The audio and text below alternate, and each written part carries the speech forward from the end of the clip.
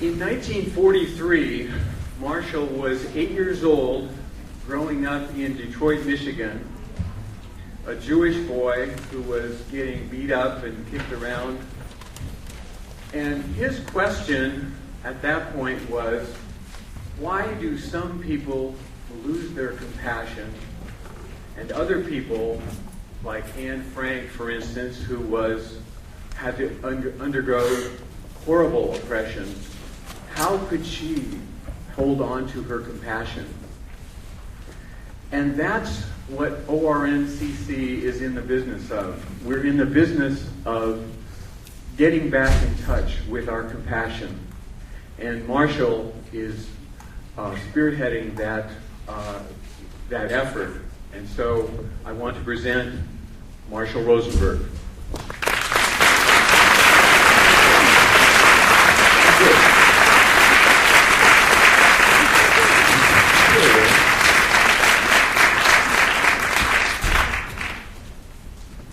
Good morning. Good morning. How many of you are joining us for the first time this morning?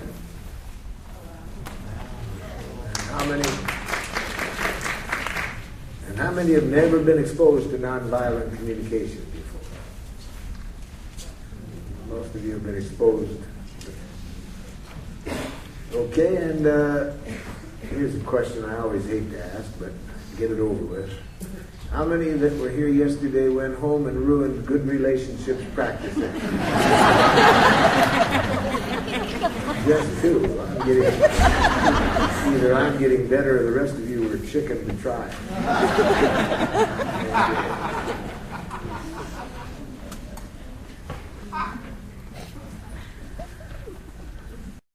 A woman came back in Santa Barbara one time and said, I went home and tried it last night and it didn't work. I said, well, let's learn from it. What did you do? She said, I noticed my oldest son did not do some work around the house he said he would do. So I made a clear observation. I said, I see that you didn't do the work that you said you were going to do. I expressed my feeling and needs without criticizing him. I said, I'm disappointed because I have a need to trust that people will do what they say. And I made a clear request. I said, I'd like you to tell me if you'd be willing to go and do it. I said, it sounds like the mechanics of nonviolent communication. What's the problem? She said, he didn't do it. Yeah, and I said, what did you do? And I said, you can't go through life being lazy and irresponsible.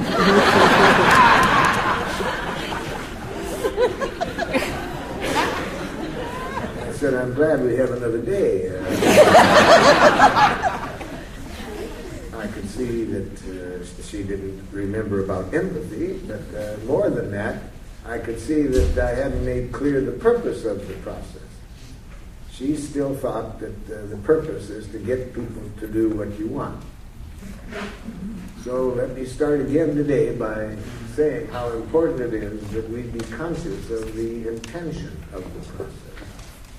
It's to create a quality of connection with people that makes it enjoyable for us to contribute to one another's well-being. See, that's what we're trying to do, create that connection. Yeah, I'll probably repeat it 10 more times today. But the purpose is to create a quality of connection with people that makes it enjoyable for us to contribute to each other's well-being. I'll give you a song about it. A woman wrote a song about that intention, the quality of giving that I'm talking about. I think she says better in this song. It takes me half a day sometimes to explain. The quality of giving we're trying to introduce with her to support. The song is called Given To.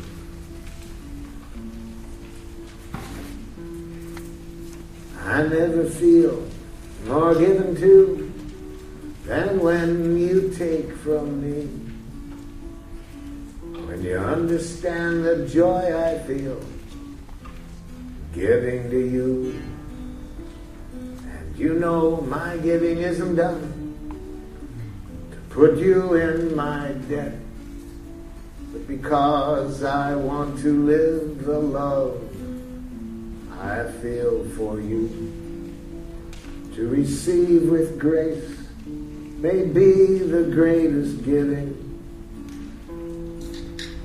There's no way that I can separate the two. When you give to me, I give you my receiving. And when you take from me, I feel so given to.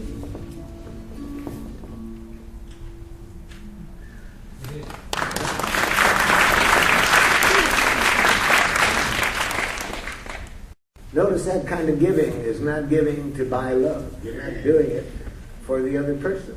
You're doing it for yourself. You're not doing it to escape blame, punishment, guilt.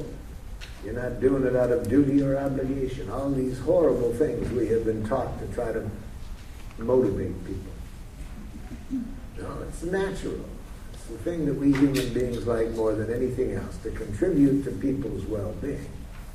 The only time it takes away from the joy is if we hear anybody criticizing us if we don't. If we expect that if we don't give people what they're wanting, we're going to get some criticism. It takes all the joy out of giving. To whatever degree we've ever experienced any punitive actions on the part of the other person, to that degree, it decreases our joy in giving. That's why the poor parents who use any punishment with their children, they don't realize what a cost that is. Every punishment decreases other people's joy in giving. So, our theme this morning is intimate relationships. Is that what you all understand? Right. Okay. Let's begin then by practicing how we can give the other person a precious gift, a person we're close to. Now, as that song says, we enjoy giving. So we're going to start by how to give a precious gift to the person you're the closest with. We're going to give them the gift of how they can make life more wonderful for you. Isn't that a wonderful gift when somebody says, hey, you know? And we're going to express this gift with Santa Claus energy. You see, we're going to tell this person a need of ours that isn't getting met in the relationship as well as we would like. And we're going to tell the person that, and we're going to tell them what we want so that our needs would be better met. Now, of course, if we have been educated in a jackal world, we associate our needs with being needy or selfish. So we express our needs with a kick-me energy. Let me show you what I mean by a kick-me energy. Let's say that I have many things on my mind I want to do, but I want my neighbor next door to see if she would or he would stay with the children while I'm doing these tasks. So I go next door to the neighbor and I say, watch this energy. I know how busy you are, and I really hate to be a burden to you, but you see, I've got all of these, I got a doctor's, and I have all these things scheduled, and I really hate to bother you with this, and I know you have so many, but you know, I would really like some help, and would you be willing to sit with the children while I go? Now be honest, don't you want to kick me if you... And then I see that look in your eyes that you want to kick me. And then this just furthers my belief. See, my needs are a burden. I don't realize that it's not that my needs are a burden, but by my experiencing them as something negative, I ask for what I want in an energy that provokes a circle. I then get a reaction back other than that person's receiving a beautiful gift. Now, after today, after our session this morning, whenever you express your needs, you'll do it with a Santa Claus energy. So you're going to go to the neighbor if you want that. If you knock on the door, the neighbor comes and you'll say, ho, ho, ho! You lucky neighbor.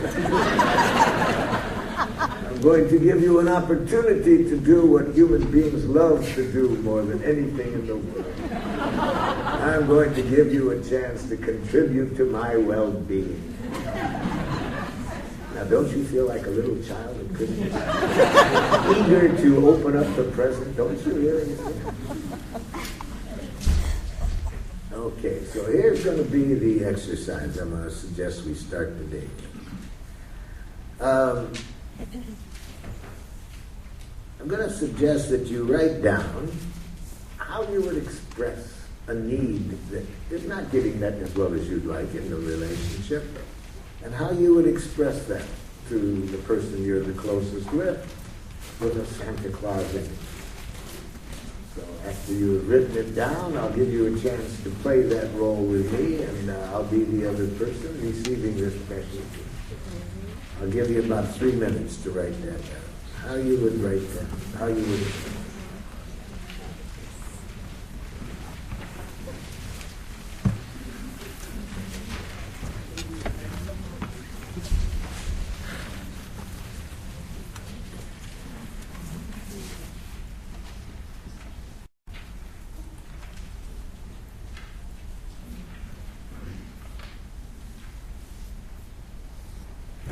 Okay, who's got one? Way back there, get that person a microphone, please. Okay. Okay, I'm going to be the person you say it to. Let's hear how it sounds. One thing I would really like you to do for me that would make my life more wonderful and meet my needs for safety is to lock the gate after each time you're finished with your work. That's a wish. I didn't hear a request. I heard you wish. See, she ended on a wish. She said, one thing I'd like you to do. That's a wish. But she's talking to me now. She didn't end on a request. So, what's your request of me? My request is to lock the gate. That's a wish. Oh. That's in the future. You're talking to me right now. So real important to know the difference between a need, a request, and a wish. If I say, I'd like you to go to the movie with me next week, that's a wish. That's what I'd like. It doesn't say what I want from you right now. We assume that that's implicit, that I'd like you to tell me if you want to do that. But don't assume that, because if you don't add the I'd like you to tell me you'd be willing, the other person has what I call jackal ears. They're likely to hear that as a demand. Just because you want it, I'm supposed to have to do it. So let's hear what the request would sound like. Well, I'm wondering if you would be willing to listen to me right now about my needs for safety around the gate not being locked. Well, did you want me to listen to it, or did you want me to tell you if I'd be willing to lock the gate?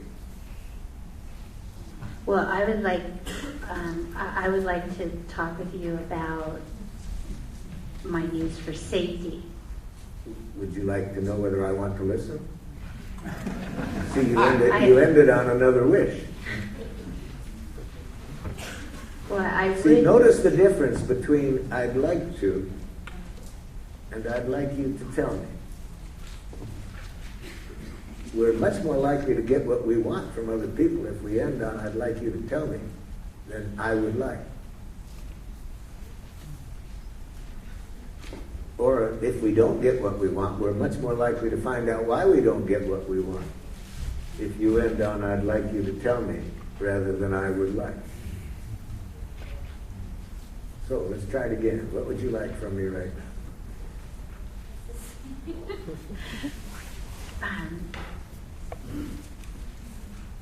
I'm lost. Sorry.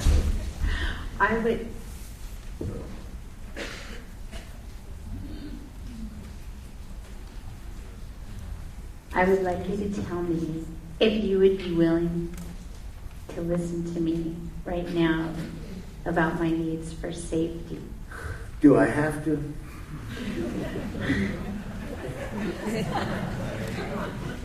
No, you don't have to. If you listen to me, I would like you to do Okay, it with okay. joy. Say it. What do you want to say? Well, Now you know I didn't hear a need or a request. Now you know I heard a demand.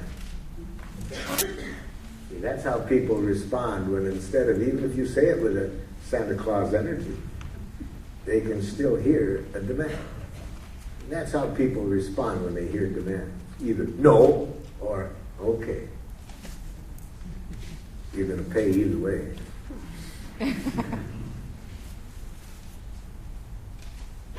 So go ahead. What do you want to say?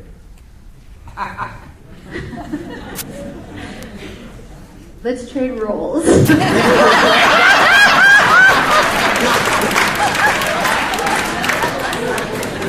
Since it's Mother's Day, I'm willing to do it.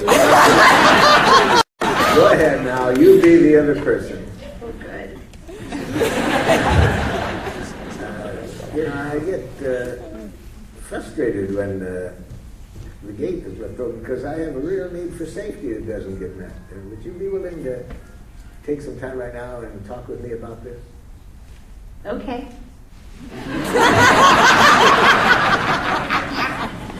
Uh-oh, this might be the most dangerous jackal of all. Oh, I'm scared now because this might be a jackal that doesn't, when they hear a demand, go, all right. They go like she did. Okay. Now, why that's the most dangerous one of all. One night when I was living in Texas, 2 a.m. in the morning, my doorbell rings. And I get up, and it's a woman on my doorstep, 8 months pregnant, pouring rain out, and she's crying her heart out. First thing she says when I open up the door, my husband, get me out of the house. I said, come in. She's sitting down. She says, we've been married 8 years. Everything I've ever asked him, he goes, yes, dear, yes, I'd be glad to, yes. And tonight, I just asked him for a little thing, and he says, get out! Well, I knew right away what I thought was going on, you see. She was married to a nice jackal. Who, even when they hear a demand, if you love someone, you have to take care of them. I said to her, are you my neighbor? No, I live on the other side of town. How did you get here? She, my mother was in a workshop with you last month and another. And I called her up and said, what should I do? And she said, I should come and talk to you.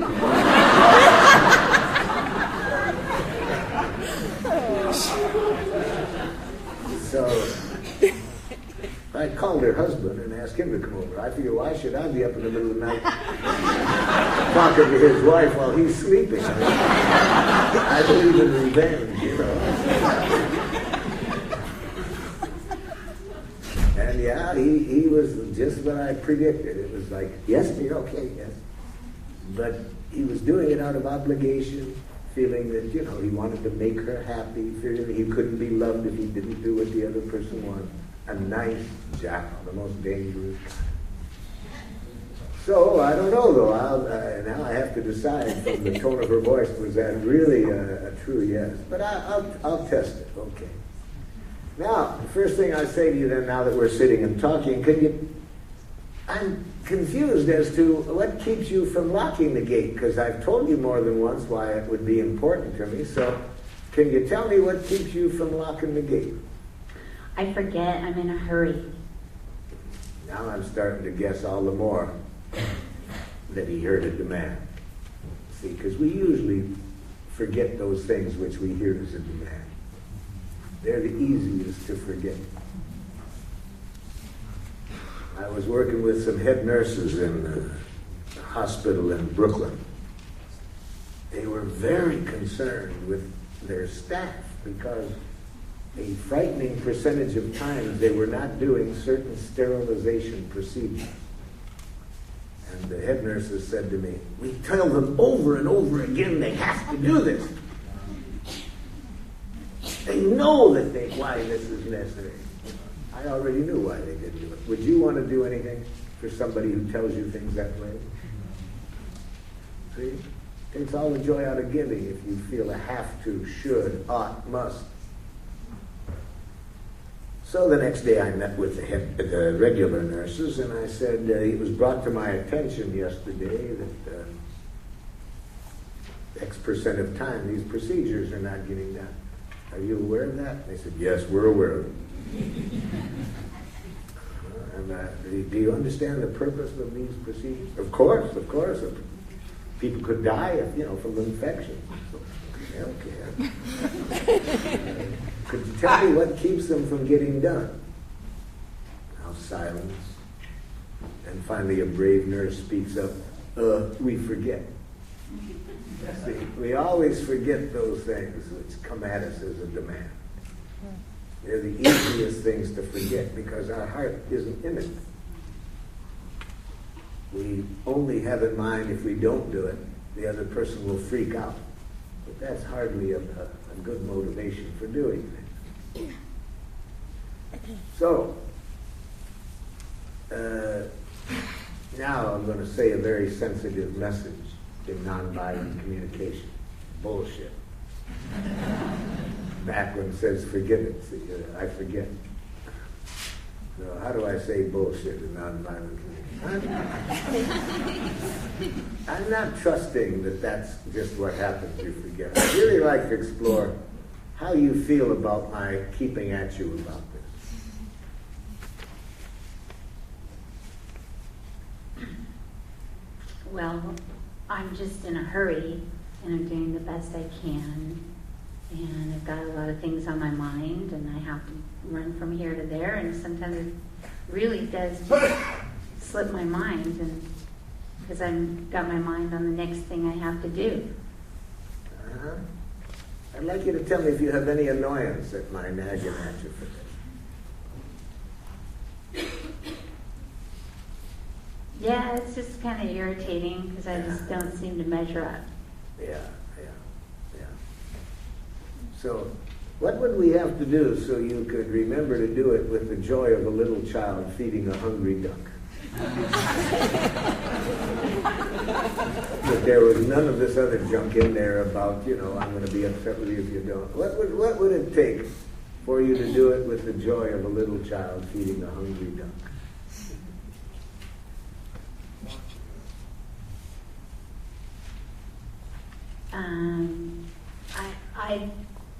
I just want to be able to make mistakes sometimes and not have it be a big deal. You've done it often enough. You should know by now you'll survive.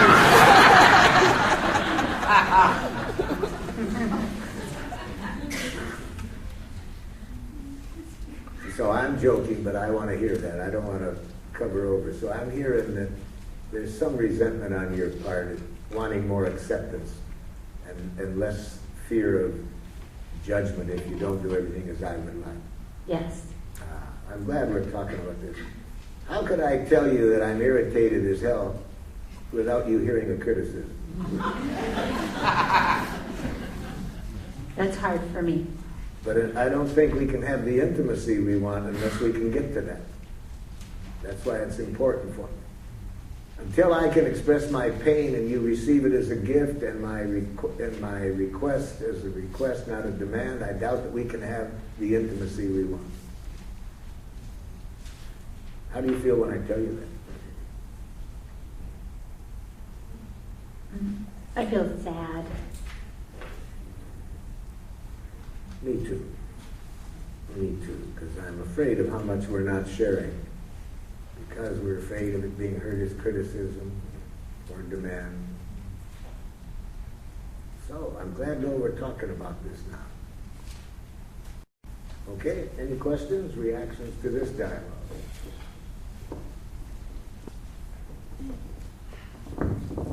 I have a question. What if it is a demand? Then you're nuts. If you make any demands, you've got to be nuts. Because first of all, even if you make a demand, the other person doesn't have to do it. So that's why it's nuts to make demands. Second, if the person does do it, you're going to pay for it. Anytime a person hears a demand, you'll pay for it. So what could be nuttier than making a demand? So what if it's your partner making the demands? And the if you partner don't- doesn't believe in this? You don't hear it.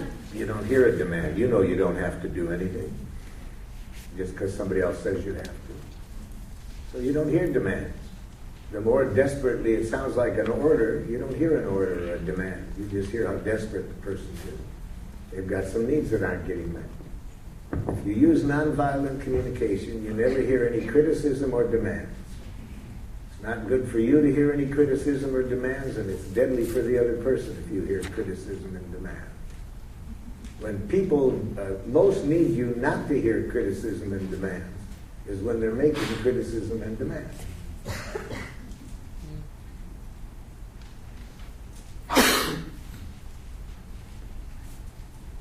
Yep. Let's get you a mic.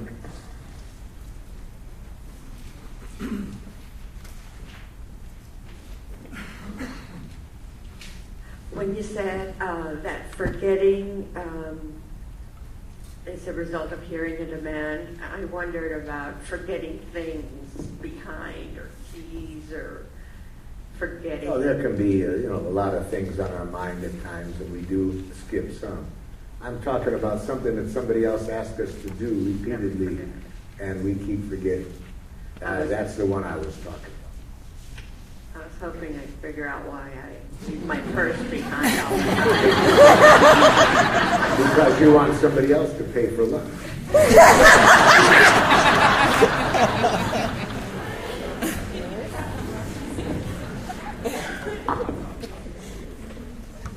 Well, it seems that in our relationship, I'm the great forgetter. This has been going on for a number of years, and in fact, we had a little go around with it yesterday. I'm at the point where anytime I hear anything at all, I immediately hear a demand, even if it's spoken in NBC, and I need to learn how to get past that. Yeah, let's work on that. You have a disease I call male-itis. I have it too. My partner said to me one time, "You could read demands into a rock." I said, "Only if I love it."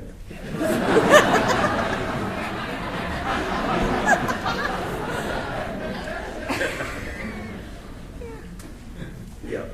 So let's. So I'm your partner.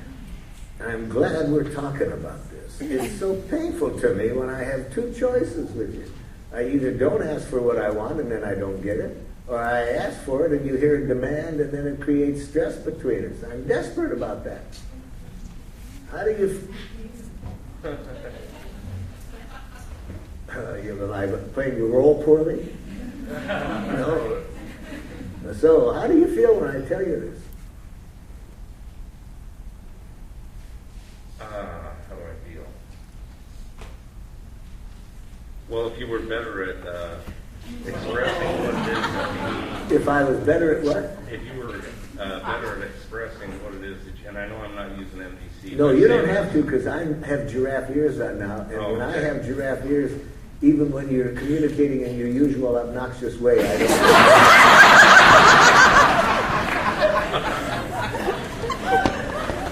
All I can hear are gifts from Santa Claus.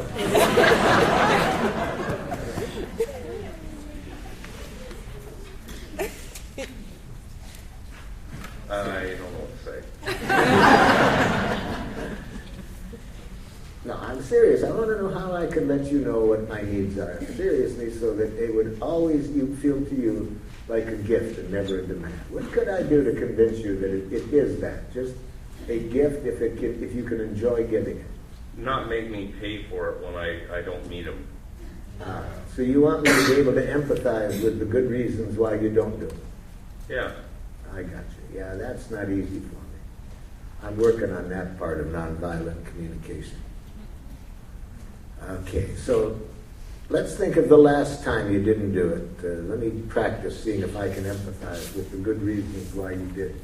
What's the last thing you didn't do that I freaked out about? Well, I forgot to tape a television show. Yeah, okay.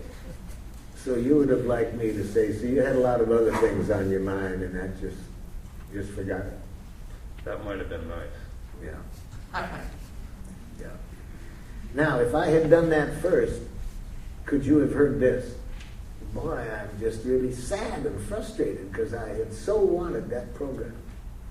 And all I want now is just understanding. I'm not trying to make you feel guilty. I just need some understanding how disappointed I am. If I said that, could you hear that without hearing me playing a guilt trip? Yeah, that was basically the discussion that we had yesterday. Yeah. About how, what was the discussion? Want to summarize it for me? Yeah, very much similar Similar to, what you just. it went that way? That, Yeah. Good. And I realize that, a lot of the time, I don't hear something if it's not important to me. And I made an effort to address the situation by buying some sticky pads. And, if I'm requested to do something, and I can write it down on the sticky pad and stick it on the front door, so I can't get out of the house without seeing it. Well, I bet that's not a hard thing to solve, but that's all it is, just to remember the thing. The biggest problem is when we hear demands. You see, that's the big problem, because then we'll even go blind seeing the sticky pad on the door. Yeah, down here is the request. So what if you don't really want to do it, and you don't even realize you don't want to do it, and then you forget? How do you get in touch, the first step of getting in touch with your feelings and needs in the first place? By stopping before you say yes, and really looking inside to make sure if you say yes, it's with the joy of a little child feeding a hungry duck. And Don't ever agree to anything unless you can do it with the joy of a little child feeding a hungry duck. And the second part of my question, I'm wondering if I make a request and I feel like I'm pretty, careful with my words and make a request, and I get silence and I don't get an answer, maybe. If you have giraffe ears on, for those of you who have not been with me before, we use giraffe as a symbol for nonviolent communication. If the other person cannot be silent, because even the silence is a loud screaming message. Even silence is an expression of feelings and needs at that moment. So you hear the feelings and needs being expressed through the silence. Yeah.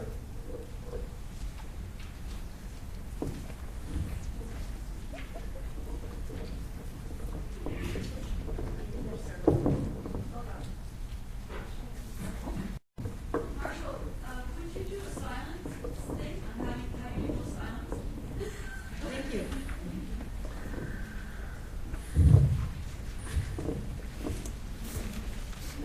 Some parents heard me on the radio and asked if I would see their 28-year-old daughter who was in a mental hospital.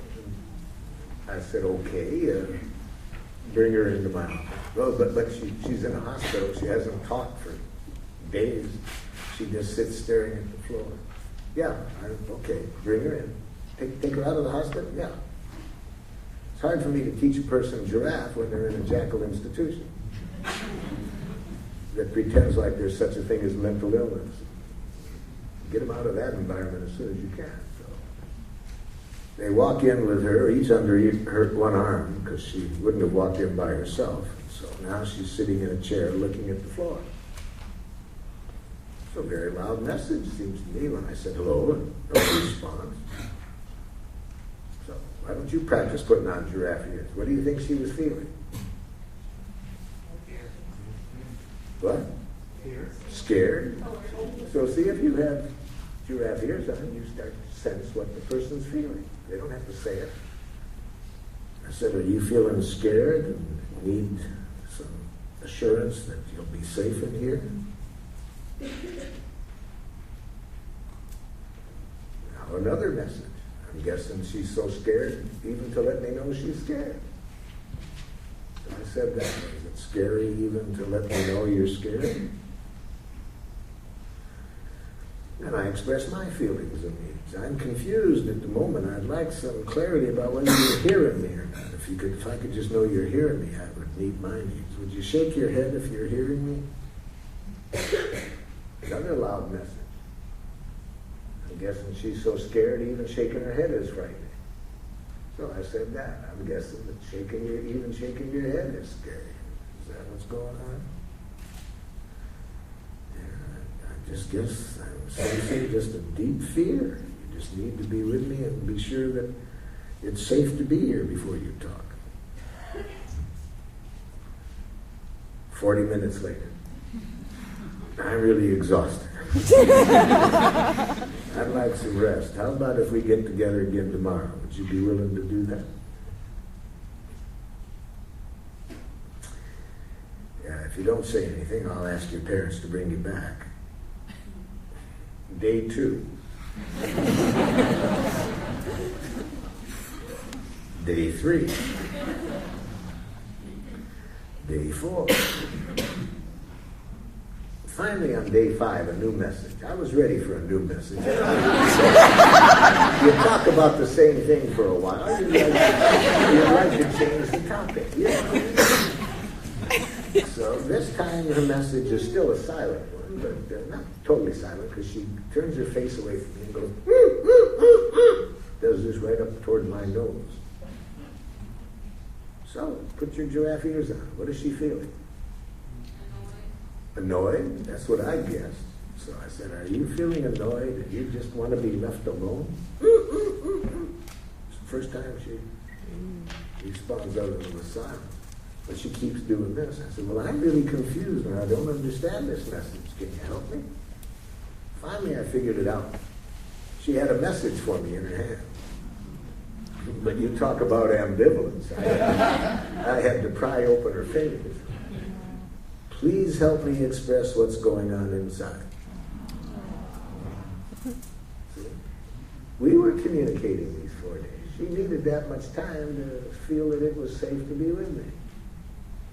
She felt that I understood her fear. So even though she said nothing, I had giraffe ears on. It was a very loud message. Sometimes I'm torn whether to give my partner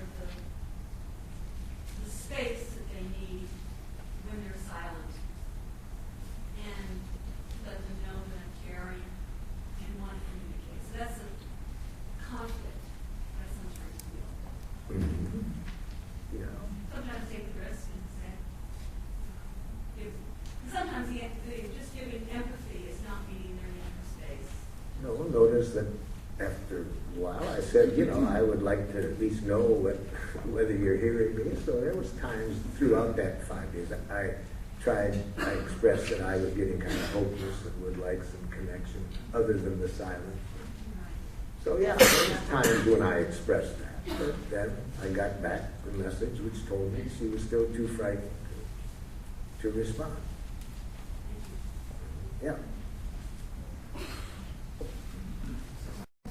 Kind of returning back to the original exercise. Yeah, let's go back to that original With exercise. that Talk Santa right Claus- into the mic if you hold the mic Okay. up like that. With that Santa Claus feeling of, well, ho, ho, ho, I've set aside some time for you to listen to me and to express some interest in what I have to say. This is a great opportunity for you.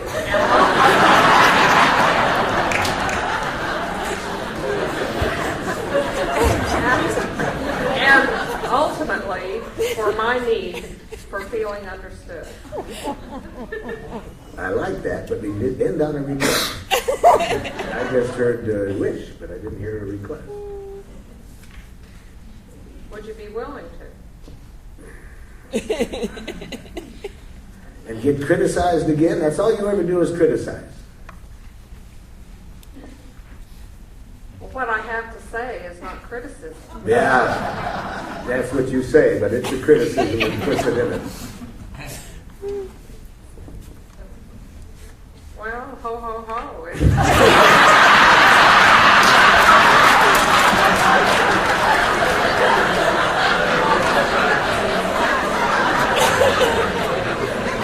isn't going to criticize you if it meets my need. Now see, I'm out of the role now. Why should I listen? Why should I agree to talk? Because I just gave you 3 chances to empathize with me and you didn't. So this gives me no hope at all that if I talk with you, I'll get understood. I just gave you 3 opportunities to empathize with me. Well, I see you are feeling that this is going to be criticism. No, that's my thought. That's not a feeling. But these are my feelings that I want you to listen Oh, to. you just put your butt in my face. It was all unintentional.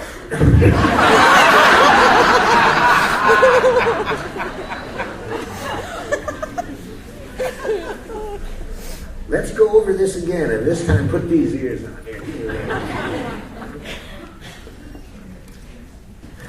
Why should I talk? You never listen when we do. It's all you. It's all about you. It's all about you. Well, I can see this is just making you more angry. Should we wait for... Oh, For no. another I don't time? feel any Yes, empathy. You said, I can see that this is, but I don't feel that you're really with me. Well, are you feeling angry by my request to Uh-oh. be listened to? Uh-oh. You said, are you being angry by my request? You see, you're going right into the jaws of the jackal. Never connect yourself to the other person's feelings. Never say, Well, are you feeling angry? yes, because why? You tell me. Because you never listen. What would you like me to listen No, hold to? it.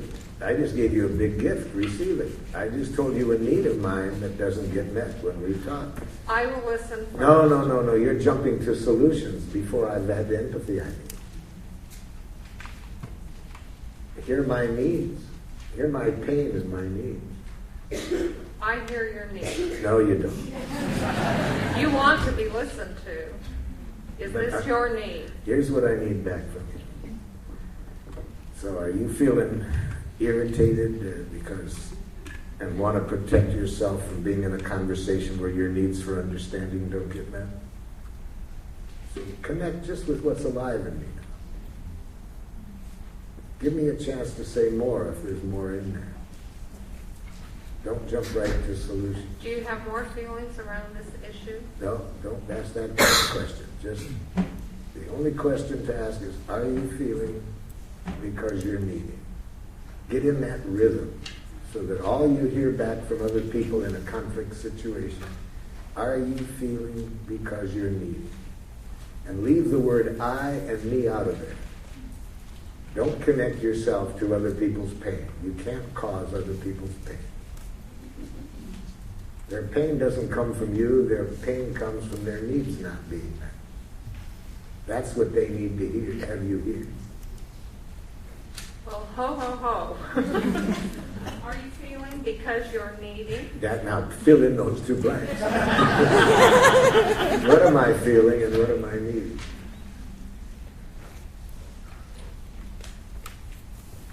Are you feeling irritated because your need for understanding isn't being met in our relationship, in our communications? Try that.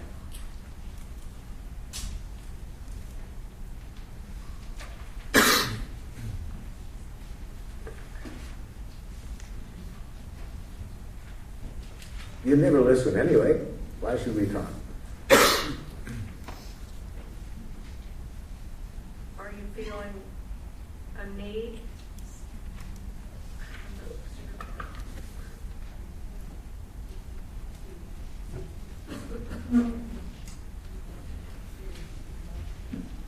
Are you feeling frustrated? Yes. Now connect. Because you need for me to listen? You need to be listened to. Leave yourself out of the other person's need. If you are not around, I can still get my need for understanding that. There's 6 billion people. So I don't have a need for you to listen. I have a need to be understood. And I would like it from you, but leave aside the strategy. So yeah, that's it. Are you feeling irritated because your need for understanding doesn't get met? Yeah. Okay. Any other question you want to ask about that? When do we get back to you listening? If you empathize with that, we're well on our way. We're well on our way. When we hear the reason behind a no, we're well on our way to getting everybody's needs met. If we hear a no as a rejection, as defensiveness, then we're far from getting our need met. A no is a precious message if we translate it into the need that it's trying to express. So here, the reason I didn't want to listen, I was saying no, was an expression of a need to protect myself from the frustration I've had in the past when we've talked and I didn't get my need for understanding that. So if you have giraffe ears on, you will see that. You will then see ways in which we can both get our needs met. No is one of the most important messages to see the beauty in. If you hear the truth behind a no, it'll always be a precious message. But if you hear it as a rejection, misery comes. There is no such thing as rejection in giraffe land. There is no such thing as a person not wanting to or not being willing to. We don't hear those things. We hear the need, the good reasons why a person is choosing not to do things. Okay? Yeah. Pardon? You don't believe it. You don't believe what? I just don't believe it. It's just not my experience. If Don't believe what?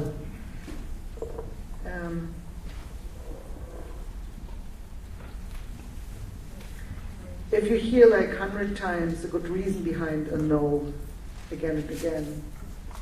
But give me one example where you heard the good reason. Then we'll work on that. What's one time you heard the no? Well, all the time issue, if I ask my partner or request time, there's always a, I have to, I can't. I just, But my need for autonomy is still not being met. I still don't have the trust that if I don't agree to do what you want, that I will receive unconditional acceptance. See, unless a person trusts that if they don't do what you want, they will get unconditional acceptance, they'll hear your request as a demand. Can life conditions be just the way it just doesn't work? What do you mean? Well, one person really never has time and another person always requests. I'm saying that that's not the issue, not having time. I'm predicting that the issue is the person's hearing a demand. And I'm saying as long as a person hears a demand, they never have time. We never have time to do demands, to fulfill demands. Or if we have the time, we don't have good energy in doing it. We do it, but we do it with an energy that people pay for. So, I just going to listen a little more. okay. Marshall, talking about the 40 words or less, and you know me, and I love to talk. And Craig is not such a talker. And so this is what I wrote, and I have a specific question about it after I tell you. Okay. I'm excited about something I'd love to share with you, and I have a need to connect with you. Would you be willing to listen with me, to me, and have communication about it? And my question is it prudent to say, would you be willing to listen to me for 10 minutes, but what if it takes more than 10 minutes? I mean, should I couch it in a time frame? If I'm him, can I play his role? Sure. Okay. I'd be glad to talk with you if whenever I'm not enjoying your words and I raise my hand, you'd stop. How does that feel? It feels good.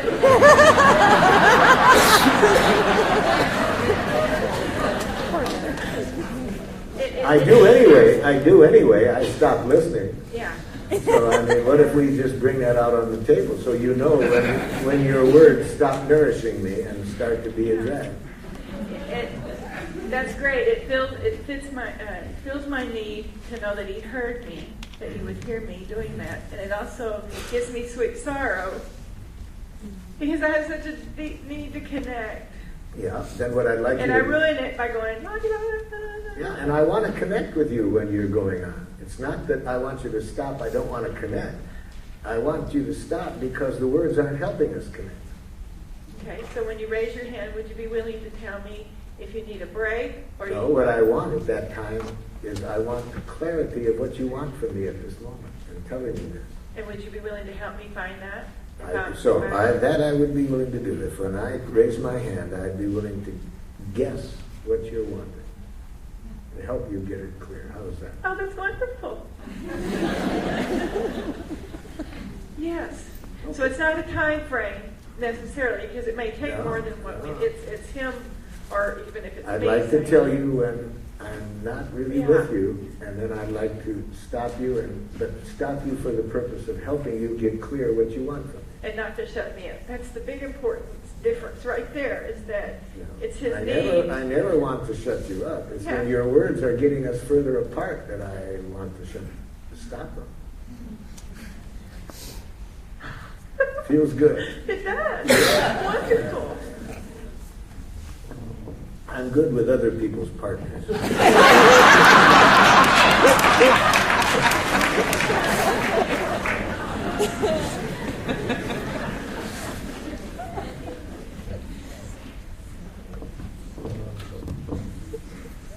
Hi. I need help solving a problem.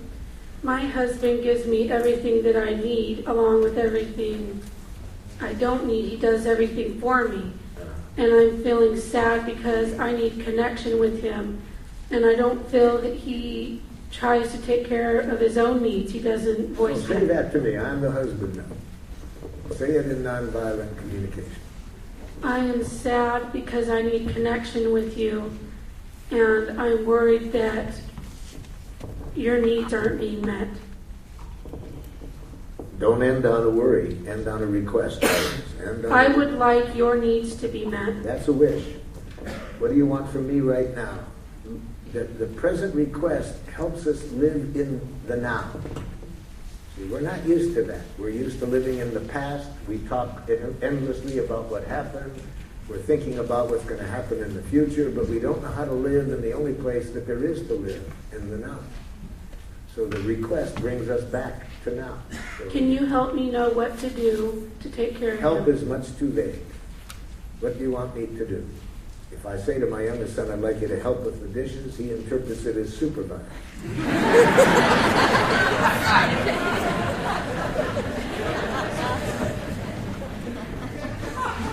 How are you feeling? I don't know. Are your needs being met? I guess.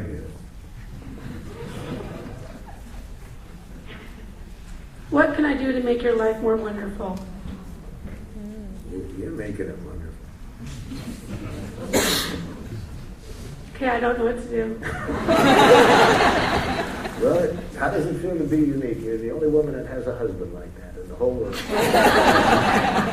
I hear many people don't trust that.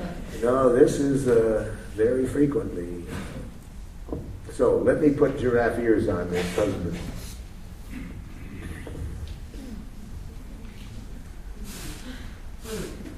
I don't know what I feel, what I need. It's like a new language for me. I'm just not used to that. You know, I'm used to knowing what a husband should do, what a wife should do. When you ask my needs, that's like a whole different world to me. So I need some real understanding of how strange it is to talk that way. Just not used to it. How do you feel when I tell you that? I feel happy that there's a way that I can try to meet your need by giving you, are you needing time and willingness of me to have compassion with you? I think the thing I need more than anything else is to just see clearly what a big gift it would be to you if I did that. And just the way you said it just before that, it's the start of that. the more I can really see how it would enlighten your life. Because, see, I somehow get the idea that my needs are some kind of weakness, that as a man I should be able to do things on my own. I shouldn't need any help from other people. So to come from that orientation to seeing my needs and feelings as a gift to you, that's a large jump. Is that clear? Could you tell me back what you heard me say so I could see if I made that clear? That it makes you feel happy that you are meeting a need of mine to help you. Is that correct? No, that to hear my feelings and needs would be a gift to you. That's like Mars. Because I'm starting from the cultural training. I shouldn't have any needs. If I'm a real man, I don't need anything from anybody. And I certainly don't have any feelings like hurt, frustration, sadness, fear. So to hear that that would be a gift to you, that's a big stretch in my development to see that. So on a daily basis, how do I make sure your needs are being met? Remind you it's a gift? Before we get to that, I need you to really hear this. So could you tell me back what you hear? This is really important to me that you hear this. That it is a gift to you that I want your needs to be met. It's a gift to me. It's shocking to me that it would be a gift to you to hear what my feelings and needs are. So you're feeling uncomfortable. It's just a shock. It's in one respect so beautiful, but it's so different than what I've ever learned. I've always learned that man is Sir Galahad. It's my job to meet my wife's needs. So the idea that my needs could be a gift to you, it's like another whole world. So it feels foreign to you. Pardon? It feels foreign to you. Yeah, thank you. It's beautiful. I love it at one level, but it's kind of scary because it's just so different. So thank you for hearing that. How do you feel when I tell you this?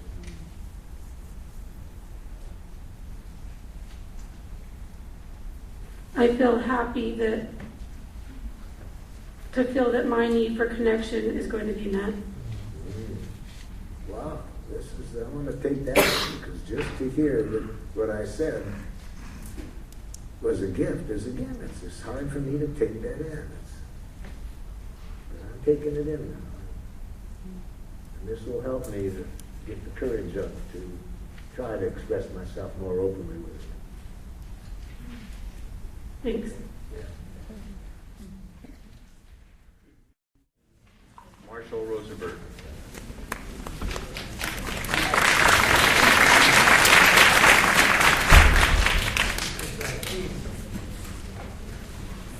Our theme today is on couples' relationships, intimacy. I thought I would sing a tender love song that a friend of mine wrote for her husband. It's called I Can Always Count on You. Yes, I know I can always count on you. I can always count on you to come up with something new. Along about the time I think you've done all you can do to me, you find another way to rip my pride away. Yes, I know I can always count on you for some brand new humiliation, some well thought out and novel degradation.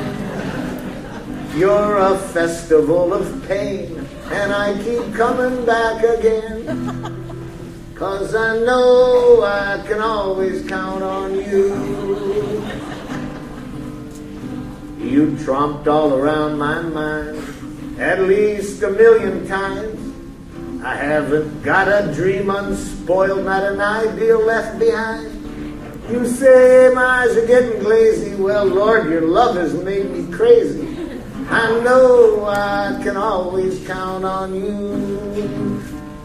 for some brand new humiliation, some well thought out and novel degradation. You're a festival of pain, and I keep coming back again, 'cause I know I can always count on you.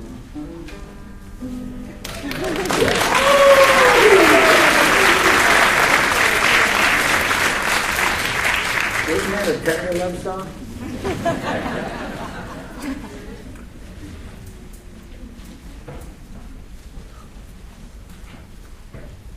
Who else wants to role play with me a little on your situation, where we see how you expressed your question back there?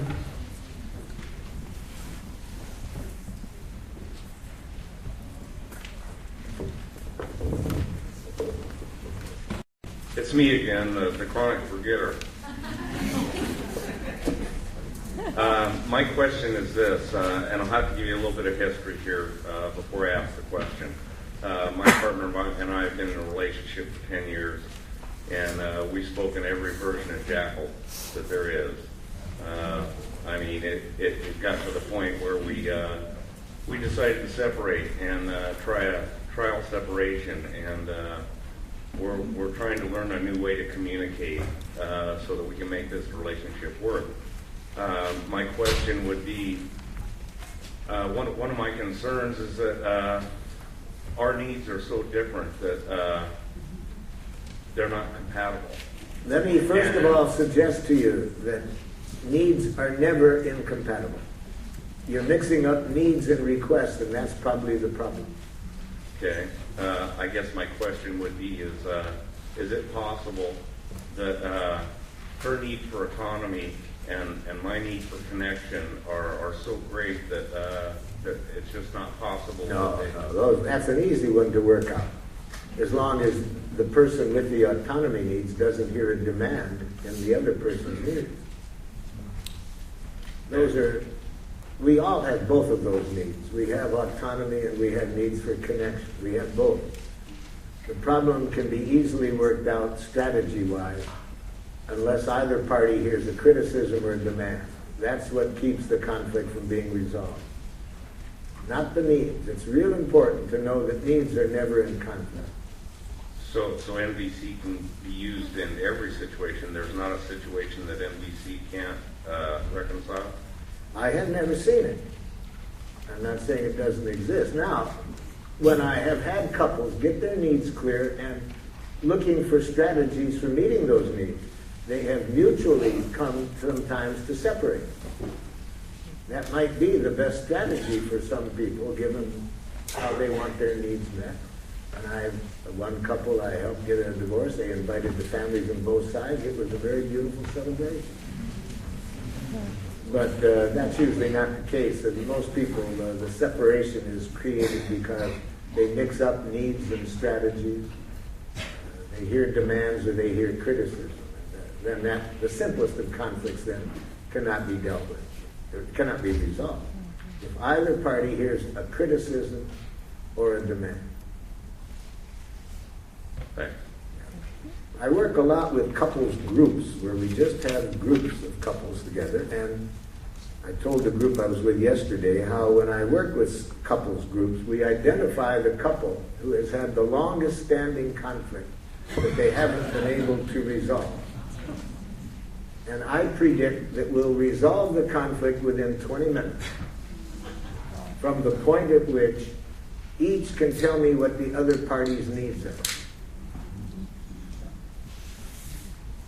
And I'd say 75% of the time we make it within 20 minutes from the point at which they can each tell me what the other person's needs are, but it could take 2 hours to get that far, even with my help, because they have enemy images of each other.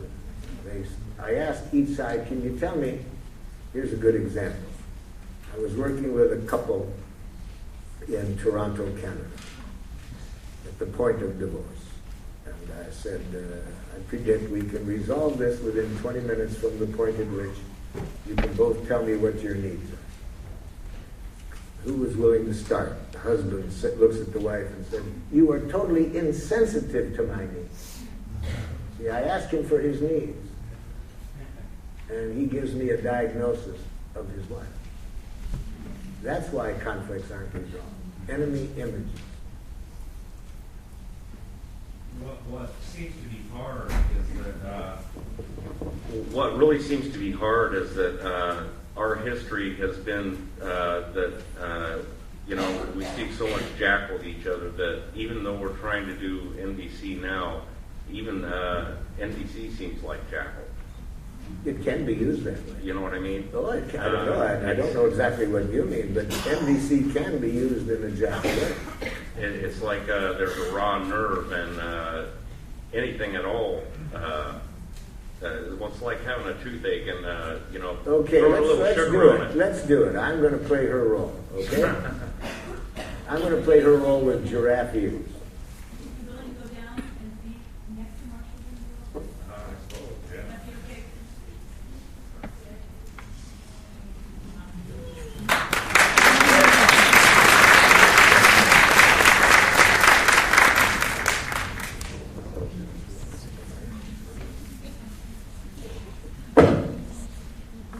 Okay, now, I have giraffe ears on.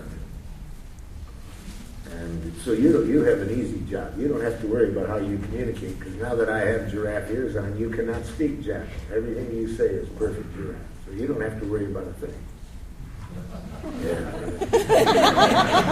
So I'm getting set up here. no, you have a lucky job. I have giraffe ears. So I'd like to hear what I could do to make life more wonderful for you. That would be a big gift for me. Could you tell me?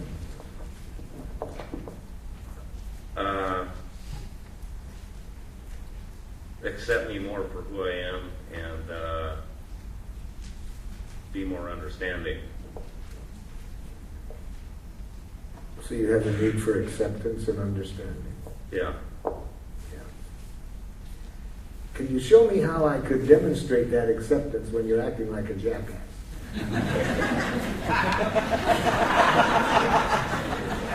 Am I acting like a jackass?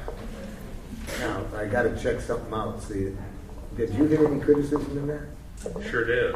Then it wasn't giraffe. See, if sometimes I say that to my partner, and she likes it. So, because she hears what's behind it, And so I'm just trying to demonstrate idiomatic giraffe. So we don't think that to speak nonviolent communication, you always have to use a set formula. However, now that I know you didn't like my humor, and if that sounds, then I wouldn't use it with you. I'd go back to more classical giraffe. So let me erase that and say it this way. How can I show you acceptance when I'm in deep pain in relationship to something you're doing? How can I meet your need for acceptance when I'm in deep pain in relationship to something you're doing? Well, I don't know that you could. Well, see, this is my dilemma. I don't know how to express my pain to you without you seeing it as not meeting your need for acceptance.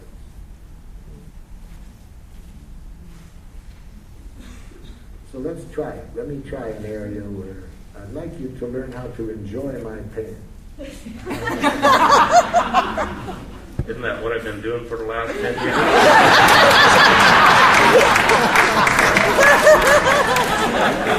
I would say you were tolerating my pain, but not enjoying it.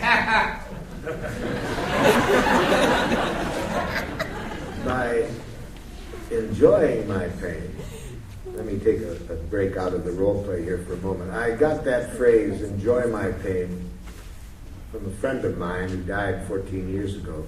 She was dying of a very painful disease.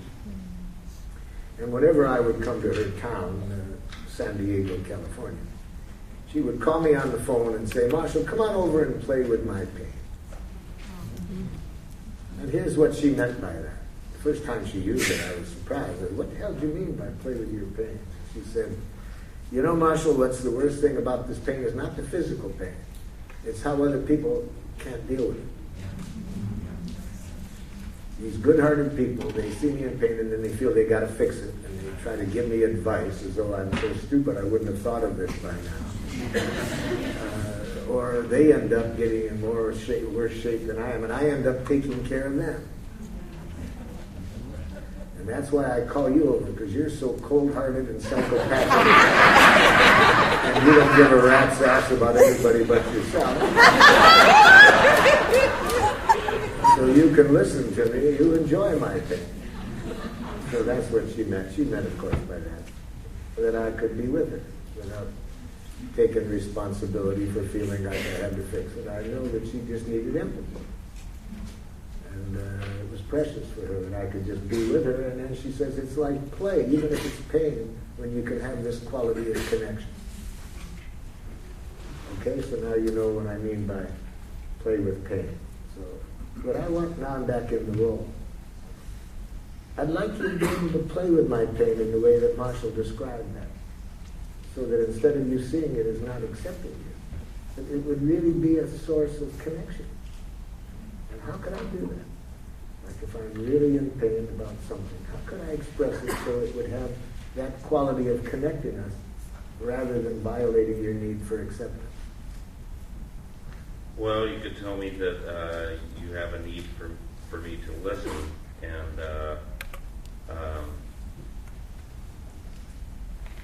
to understand that I'm in pain. I see. Yes, I'm sad. I can see that I often have not expressed my pain in a way that would make it clear that what I wanted was for you to enjoy my pain. Yeah, so are you saying that if I said something like this, I see you need understanding right now, but I'm in such pain, it's hard for me to give it to you.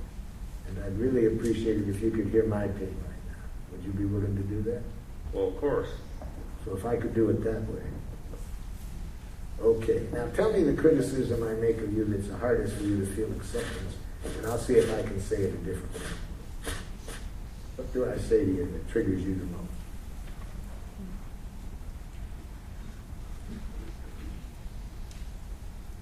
Well, when you tell me, why can't you be more this or that? What? Give me one of those. What follows that? Why can't you be more what? Well, why can't you be more open-minded? Okay. Thank you. That's a helpful one. I'm really sad that I have said it in that way. Let me see if I can say it. I feel scared about whether my need for acceptance can be met unless I agree with you. How would you feel if I said it that way? Well, that'd be a little bit easier. You could handle that better if I said it that way. I would be more open-minded to handling it, yes. So you're saying when I call you closed-minded, it leads to self-fulfilling prophecy? Well, yeah, when my ability to be open-minded is questioned, I just close it down even further than that. Yeah. I'm really sad that I have expressed my pain to you in the way that I have. I would have really liked to have been more understanding of how it would be received. How do you feel when I tell you that? Well, I feel more compassionate. What else have I said? I'd like to practice something else that I've said in a way that was not easy for you to see the beauty of. What else have I said? Hard for you to remember, I'm sure, because I'm so loving so much of the time. Well, I'm going to risk it and throw it out there. I've tried every way that I could think of to get my need for connection met, and a discussion that went round and round for a long time was, I would say, I need more close time, and she would say, you're too needy. Yeah, I'm so sad I said it that way. I really would have liked to have said it this way. I'm really torn. I see you have a need for closeness, and I have a need for some empathy for my pain before I can be sincerely close with you. I wish I could have said it that way. Yeah, that would have been much better received, I think. Yeah, I'm so sad that I didn't know how to say it in terms of my feelings and needs. I can see how that would have been very hard for you to deal with. How am I doing? Yeah, you could be mean back. I'd like you to come home.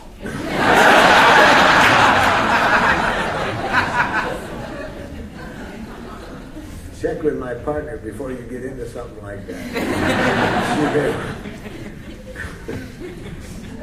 She may want you to see the real truth of what it's like living with him. Remember, he's male. He's probably got male-itis. The shift in the quality of the connection is very profound. But you see what I mean now when I say that all jackal messages are just needs? See? You see that in the last two examples that I said, you're too needy? It's an expression of my need for some empathy for the pain that keeps me from being able to. So all judgments are beautiful messages if we can see the need they're trying to express. Can you demonstrate a couple fundamentals about jackal versus giraffe for people who are here for the first time to understand what those terms mean to you? Okay, a jackal says, I need support this way. You're lazy. A giraffe says, I need support. Would you be willing, I need support in getting the house in order. Would you be willing to pick up the toys in your room? A jackal says, the room is a mess. Clean it up. So they either make a judgment and a demand or a diagnosis. The idea is if you make a diagnosis of somebody, they see what's wrong with them and they will repent, hate themselves enough to change. You see, that's how we have been educated to communicate. So that husband I told you, who said to the wife, you're totally insensitive to my needs. Now, do you predict that made her more sensitive to his needs? See, we have been taught a suicidal language. That when we need something the most, we express it in a way that makes it an enormous challenge for people to enjoy giving it to us. Yeah, please. You're welcome.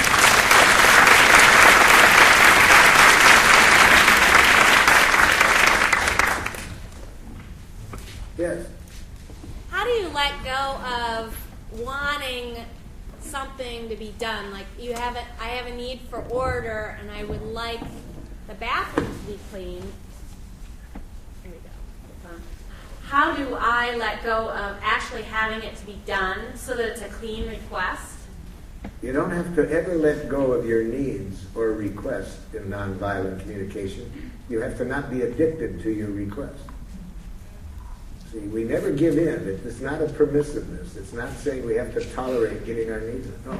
You have to know the difference between the objective of getting the bathroom clean and creating the connection with that person that will allow your needs and theirs to be met in that situation.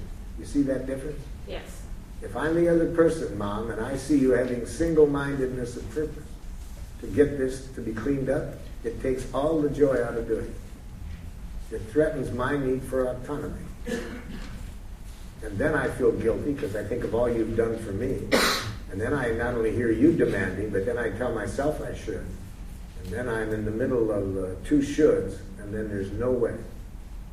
And then I'll pay for it. Yeah. Yeah. Thank you.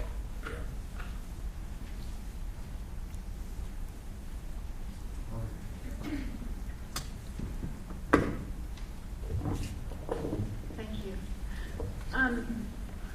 So I'm still confused about demands and needs. I have an allergy to cats. Yeah. And if there's cat hair on my bed, I'll cough and snot. Yeah, and the more you give me justification, the more I hear a demand. Right, and it is a demand. Let's be really clear. No, it isn't a demand. It isn't? No, there is no such thing as a demand if we have giraffe ears on. Okay. Well, it's a need. But if another person has jackal ears on, I wanted you to point out that just that you were explaining would be heard as a demand, because then you sound like a lawyer in court. And so now with all of that fact that you're showing me how damn sick you get if I don't respond to the cat, now I don't want to remove the cat. Right, okay. So what do I do? Kill the cat? No, it's not a cat. I already killed it. What I need is... Kill the unnecessary explanation. Okay. Sorry, I thought since you didn't know me, you might need an explanation. No, I'm talking about in that role. I'll bet you've done the same thing. I'll bet you've said to the person more than they want to hear how sick you get when the cat is in there and so forth and so on. Right. True. Yeah. So here's what I need. I need you to, well, I'll just tell you. I really would like from my partner, I need from my partner to not come to bed wearing clothes covered with cat hair. Because if that happens, I can't sleep. Yeah. And now I'm the partner. Yeah. We'll be well on our way to doing that, to getting your need met, if you empathize with why I don't do it. Okay, so I'll make my request and you tell me something. No, you got to start before the request. If you want me to hear your request, it would make it much easier to hear it if you begin by empathizing with the good reasons why I've heard you say this 30 times and I'm still not doing it. Okay. This goes for almost anything. For example, I was working with a mother in Switzerland in a workshop, and she wanted to know, how do I get my son to stop smoking? I say, is that your objective? Yes. Then he'll continue to smoke. Oh, I'm supposed to let him kill himself by smoking? If it's your objective, and I told her what I've said a couple times already today, the objective needs to be that this person trusts that your objective is to create a connection with them that will allow everyone's needs to get met. Notice there's no discussion in there about strategies, whether to smoke or not smoke. A connection at the need level. And I said to her, I would suggest you begin the discussion with him by showing him that you see that his smoking is absolutely the most wonderful thing he could be doing. She said, huh? It's killing him. Hold it now. This doesn't mean you have to like it. You show people that you understand what they're doing is the most wonderful thing they could be doing through empathic connection with the needs they're trying to meet by doing it. When people can feel that empathic connection, they can better trust that you have no judgment of them for it. Doesn't mean you have to like it, but it means they feel no judgment for it. Anyway, the lunch break came, and she comes back after lunch beaming. She said, oh, thank you, Marshall, for what you said this morning. I just had the most precious connection with my son about his smoking. And to understand how precious it was, you need to know, for the last 2 years, almost every day we've done nothing but fight about his smoking. I said, how did you get home so quick? We were up in the mountains. Oh, I called him on the phone. My 12-year-old son answered the phone, and I said, quick, get your brother on the phone. I want to talk to him. He's on the back porch.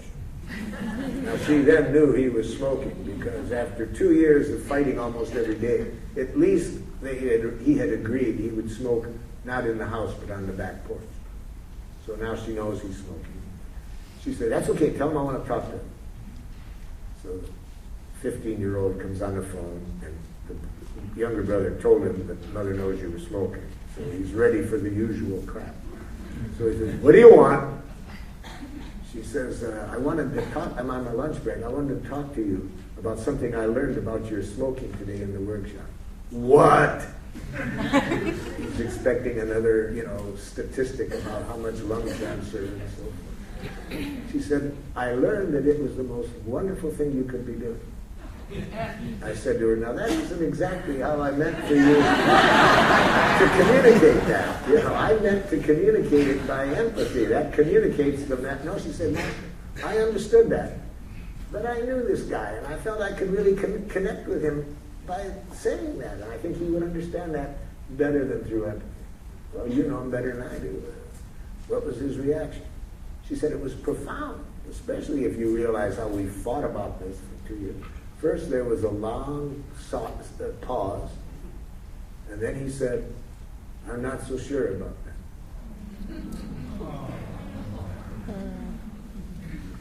So the most powerful thing you can do when somebody's doing something you don't like, if you really like wearing, coming to bed with 6 cats, did you say, or something? No, they were 7. 7.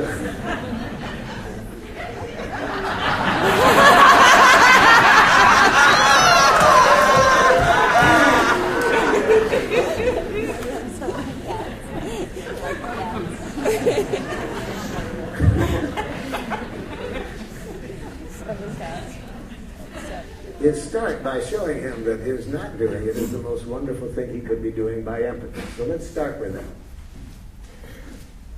Honey, I love it when you come to bed.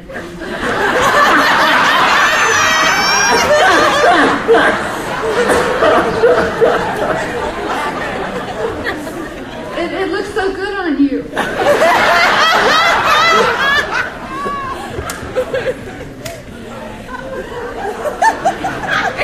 Shedding one?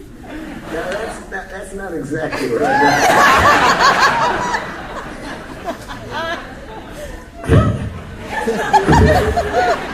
Start with empathy for what goes on in me that keeps me from doing what you want. Honey, I know that you love cats, and I really admire the way that all the cats in the neighborhood come to you.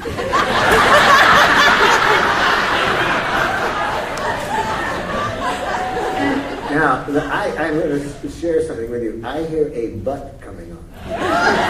Do you predict that? Also? Not yet. Not yet. No. But I'm not feeling any empathy. I'm just waiting for the butt. I don't feel any understanding. Just wait. It's coming.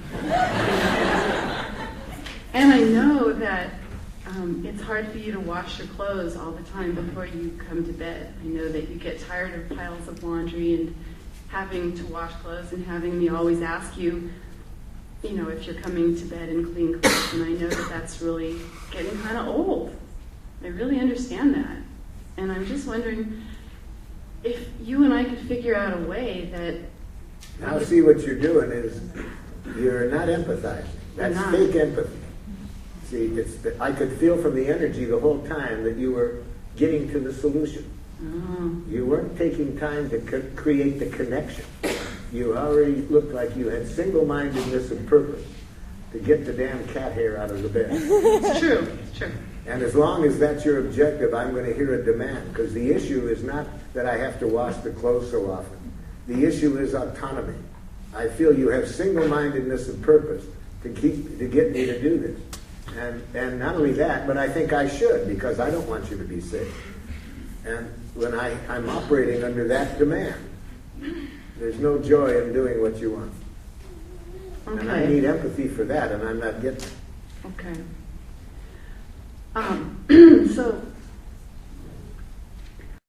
when we've discussed this, he's told me that he thinks I have no right to have needs because he's a man and I'm a woman. And this is an issue that we're working on. And Wait a minute. Was he sober when he said this? Yes, and also very honest. You were talking well, say it again then. I didn't get it. So he said what? I'm going to put my giraffe ears on and see if I can guess what he was feeling and needing when he said it. Okay. See, this is a good example of when you never want to hear what a jackal thinks. It'll make you sick.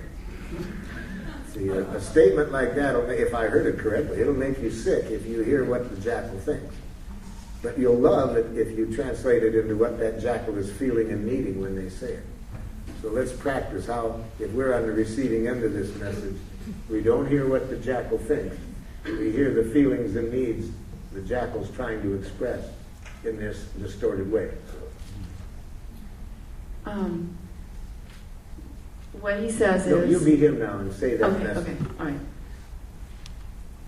Well, my mother never had needs. My dad never let her have needs. And you're not supposed to have needs because you're my woman.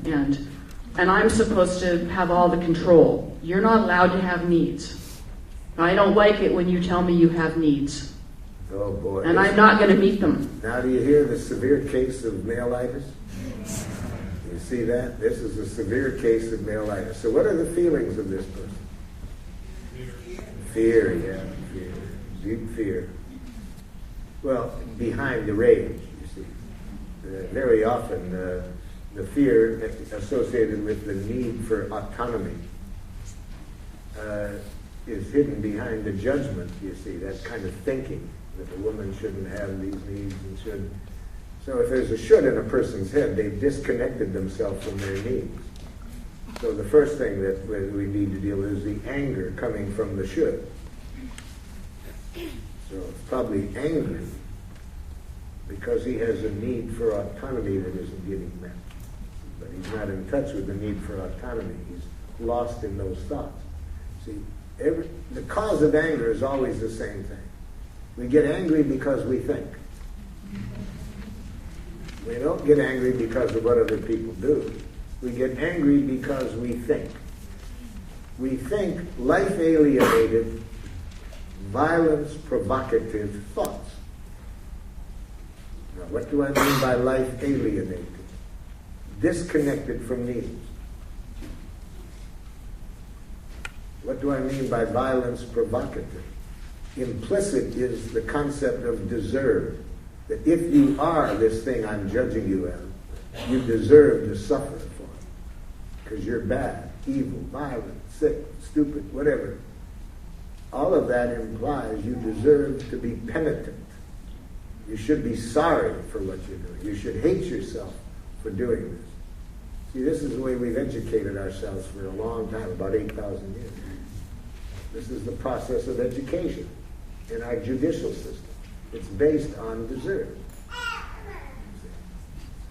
If you do so much of a crime, you deserve X months in a penitentiary, a place designed to make you penitent. If you do more of it, then you deserve more penitence.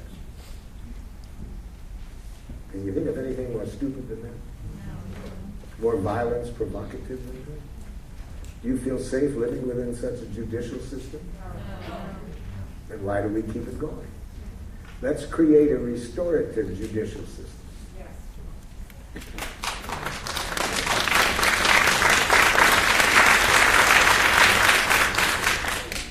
Okay, well that's another issue. But I like to sneak that one in every chance I get. Okay. We should put all the women in there. They deserve it. In the prison, you mean? Yes. Women should be in prison So because they're uppity. If I'm hearing you, you really feel a lot of anger and want some respect that you're not receiving in your relationships with women. Damn right. Yeah. You really have a strong need for respect that isn't getting met. Yeah. My woman should just do what I say and not give me any lip. Yeah. You'd really like respect, and the way you'd like that is if the person, your woman, could do what you would like and do it without question. Yeah. Yeah, she shouldn't question me. She shouldn't have needs or feelings. I don't want to talk about feelings. I just want to live my life and just be served. Yeah. That's what my dad got. That's what I should get. I'm a man. You'd like to have somebody who enjoys contributing to your well-being and does things without you having to ask for it. Right. I don't want to have to think about her well-being. I shouldn't have to. Yeah. I'm a man. Yeah. You want to do what you serve in the way that you've understood you're to serve by doing the work, and you'd like respect in the form of the other person doing the jobs that you'd like to be done. Right. So how can I get her to do that? First, I've got some pain in relationship to what I've been hearing you say about me. Would you be willing to hear it? As long as you don't cry or, just don't ask me to empathize with you. I'll listen to you. I don't want to cry. I want to vomit. Don't make me clean it up. No, we'll get your wife to do it. Good. No, I really am serious. I almost want to vomit when I hear what you're saying. And I want you to hear it. If you hear any criticism, let me know. That's not my intent. I just really want to be honest with you. I almost felt like vomiting when I heard what you said. It made me sick to my stomach. How do you feel when I tell you that? Criticized. How could I have told you I felt that without you hearing criticized? If it's the truth, that's going on in me. Probably can't. Yeah, and I hope you can see how painful that is for me. I tried to understand you, and now I want some understanding, and you hear criticism. I'll listen, but I feel inadequate. I know I'm not supposed to be like this, but I am. So it's not easy. You want me to hear how scary it is and how easy it is to hear stuff like I'm telling you. Yeah. I feel sad for you in one sense, because you're mixing up respect with obedience. And then I predict that's going to make life miserable for you and your partner. Can you tell me back what you heard? Yeah, that if I keep expecting my woman to mind me, that I'm not going to be happy. thank you. It's almost what I'm saying. I'm saying I want you to see a difference between respect and obedience. To me, they're the opposite. Well, I mean, if someone don't mind you, they're not respecting you. If they don't mind you? Yeah. See, that's why I get scared when I hear you talk. If you mix up respect and obedience, I don't think you're ever going to get your need for respect. No. Well, what's respect then? I don't know what it is then. Did It's you not feel that. respect when I was empathizing with you, when you started to talk, when I was hearing you? No, I just felt like you were listening. That's not respect, is it? Well, I define it. That's how I define respect. That if I get somebody listens to me and hears me, I feel my need for respect. It's through that empathy. For me, empathy and respect are the same thing. I want people to be able to understand me and without thinking they have to obey me for me to get my need for respect.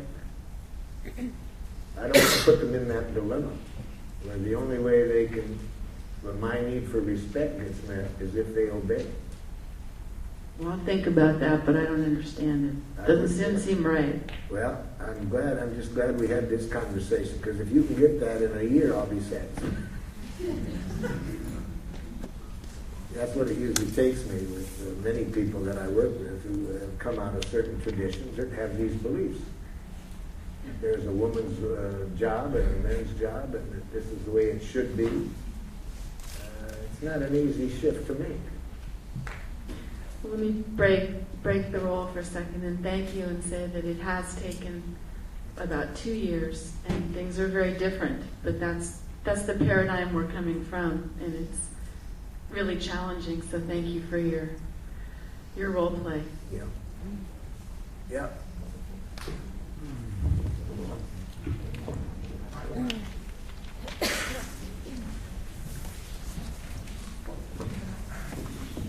Is it, I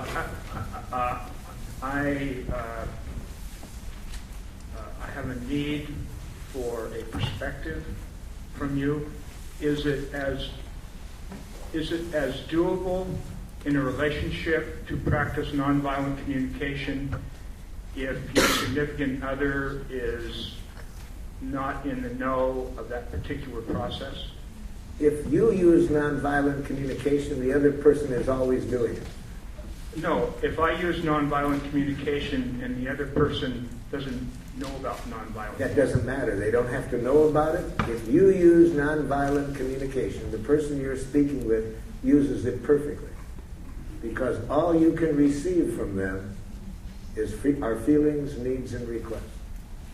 You can't hear anything else. They are speaking perfect nonviolent communication if you're using it. So we never have to worry about the other person. That takes a big load off our mind. We don't have to worry about how others respond. We just have to worry about one person, ourselves. Thank you. Wonderful.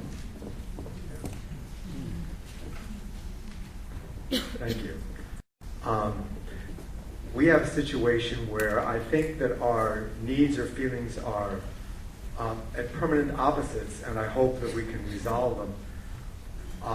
Our property is being overgrown with blackberry brambles, particularly in the Northwest. This is a problem. They're very sharp, and they're very aggressive.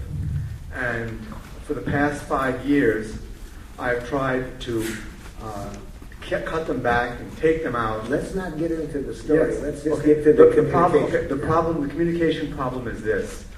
I believe that the only way I can meet my need to rid the area of blackberries is to use an herbicide. So I'm the partner. So let's deal with it again. Now try to use nonviolent communication and communicating. Okay. It is important to me. Now already you're in trouble because you used the word "it" to start with. Okay. That sounds like a very dogmatic statement. I feel that I have... No, now when you get the word "that" after "feel," it's not going to connect us. I feel frustrated. Now we're cooking. I have no control. No, that's a thought that you have no control. Okay. You feel frustrated now once the feeling is on the table with the speed of light connected to your need. I need to be able to solve a problem in front of me and not feel. No. Okay. See, every word we use that is not directly related to feelings, needs, and requests decreases the likelihood we're going to get what we want. I feel that I will. No. Okay. That's anything that goes. I feel that is going to get in the way of you getting your needs met. I feel frustrated, and your need is what? Because your need for what isn't being met? My need is to feel. No, my need is for what? What is your need? My need is for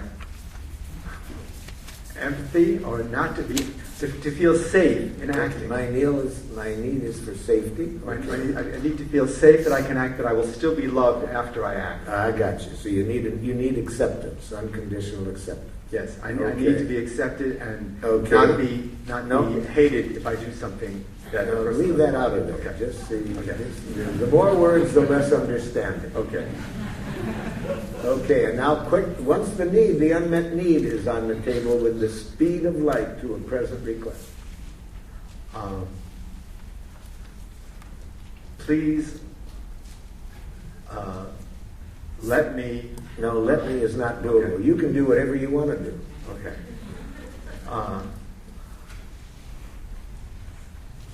Do not be angry with me. Don't say what you don't want, and never put a feeling in the request. Okay. Either to what you do want the person to feel or don't want them to feel. That's not doable. Okay.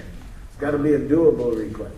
Please do not interfere while I spread the plans. That's a double whammy. You've judged me as interfering, and now I want to defend myself on that.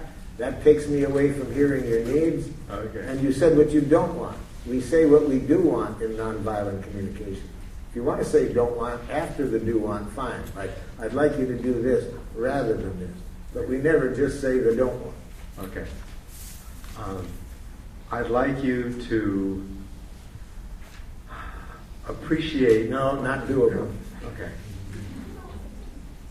The number one reason we don't get our needs met, we don't express them. We express judgment. If we do express needs, the number two reason we don't get our needs met, we don't make clear requests. Those are the two main reasons we don't get our needs met. We don't know how to express the need to begin with. Second, if we do, we forget to put a clear request after. Or we use vague words like appreciate, listen, recognize, know, be real, stuff like that. Okay, what do you want me to do when I'm scared to death that you're destroying the environment? What the hell do you want me to do when I have that fear? And I also would like to protect the kids from it. And the animals. Anybody else?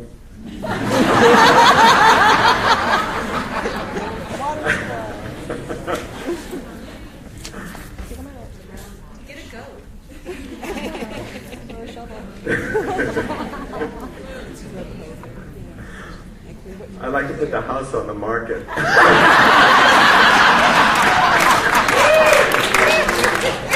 It's too expensive to hire other people to do it, and it's unpleasant work. But seriously now, notice how when we get the needs clear, some other options start to come. I'm not saying that's the only one, but you see, once we hear everybody's needs, we start getting into other options that can get everybody's needs. Selling the house is one, getting somebody else into clearing out the things without the disinfectants, organic or herbicides, opening up a blackberry market, whatever.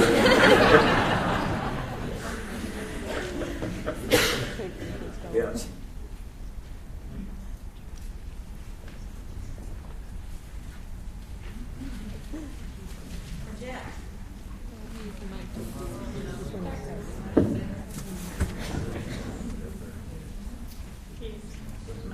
Hi, I'm here for my 13-year-old son, and he wants me to talk because he's uncomfortable talking in a large group. And the reason why we're here is because I start yelling at him and he doesn't like it. Yep. And so he agreed to come to this workshop so we could try to find another way to talk about his homework.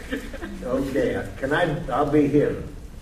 I'll be him with giraffe ears. Well, you also have to have teen dementia. He has to have what? Teen dementia. I don't know what it is. Kind of like mailitis. That's where you tell them something and then they forget it. I got you, Mom. Okay, I've got giraffe ears on, Mom. I'll have that key dementia anytime I feel you have single-mindedness of purpose. Can you tell me back what you heard, Mom?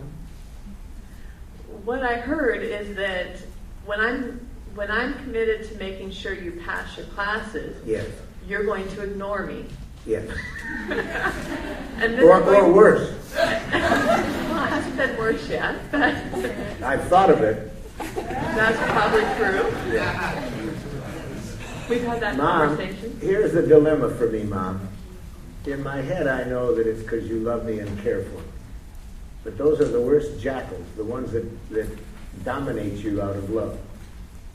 So when I hear that I'm being forced to do something, and that if I don't do it, my poor mother's going to be in pain, and then she's telling me my whole life is going to be ruined, when doing a simple arithmetic exercise or doing some other stuff that I see as meaningless, except for getting grades so I can get to the next step and learn more meaningless stuff and get to the next step. And I don't get all of the empathy I need for how damn aggravating the school is to begin with. Yeah.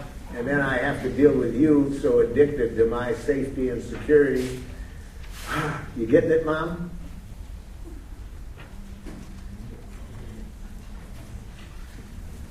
Let me check in with my director. How am I doing?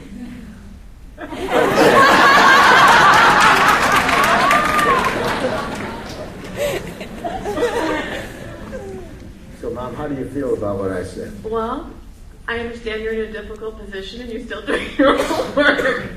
Well, then I didn't make it clear, Mom. I need you more to understand that abstraction, a difficult position. I really am serious. I need you to hear the pain I'm in when I'm already struggling with stuff that I'm required to do for so many hours a day that I really don't see how it serves my life, really, except that get grades and then you get this, and then, 50 years from now I have a good job. It's all about the future, Mom, and it's like there's no life now. How do you feel when I tell you that much, Mom? Well, we can make it more immediate. Mom, I need... already you're going to strategies, you see. Already, I am. That's my job. Already I just feel hopeless about talking with you because it just feels like I'm not ever going to get the understanding I need of why the hell this is so aggravating. Is it so aggravating what? Why I need you to understand. Just let me make it easier for you. I'll break it down into two major parts, okay? First, so much of what I'm being asked to do in school is frustrating for me because it doesn't meet my need for meaning. I don't see how it's really going to enrich my life. Except as it gets grades, then I'll get up there. But there's nothing that I see really enriching my life in learning the subject. Can you tell me that back, Mom? That you don't see how it adds value. The purpose behind. Thank you. And to do things when there's no intrinsic purpose, it's just all to get rewards so you can get rewards so you can get a job that pays well. It's like drastic. If that's what life is, it's just drastic. So thank you for hearing that, Mom. Now, the second part is when I see you in such pain if I don't. And it feels to me like you have such single-mindedness of purpose. I feel both anger and guilt. Anger because I don't like to have somebody so single-mindedness of purpose trying to get me to do something. And guilt because in my head I know you going out of caring for me. And then I tell myself I shouldn't be this way. Can you tell me that back, Mom? That, because you know that I've done so much to put you and make this school, etc., possible for you, that then you feel guilty because you're not doing it. Well, yes, that's close on that. And then my anger when I feel that my autonomy is threatened because you have single-mindedness of purpose. So thank you for staying with me and hearing that, Mom. How do you feel when I tell you this?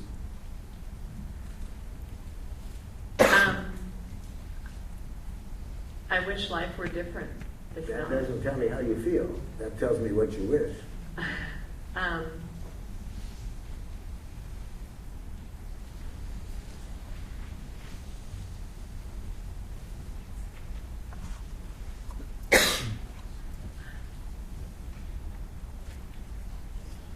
I guess I'm at a loss because I can't fix that.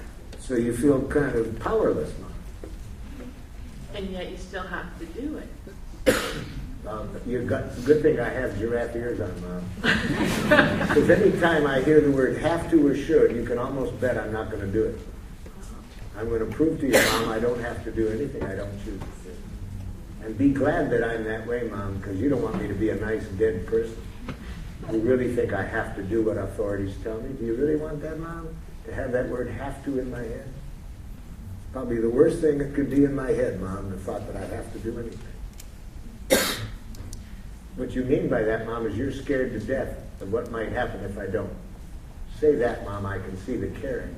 But when I hear have to and should, it's the last thing I'll do. And I get concerned if you don't learn. Yeah, I can hear that. I'm concerned that if you don't learn how to organize and manage things, that that you won't be able to take care of yourself, and if you decide to have a family, take care of them. Yeah, so I see now that you're really worried for my future about my ability to organize things and get important things done. And Mom, I'm very confident I can organize anything that I see its life-serving purpose, but not when I don't see its purpose. And I really don't see learning this stuff is going to serve life. Okay. So as a parent, the position I feel like I'm being put in is that this is not optional. I mean, so then as my role as a parent, I need to put in strategies Mom, in place. can I suggest something that would greatly improve our relationship? I don't know. Please, Mom, do not dehumanize yourself or me by thinking that you're a parent and I'm your child. That will make it very hard for us to have the connection that's good for both of us. Those are destructive labels, Mom.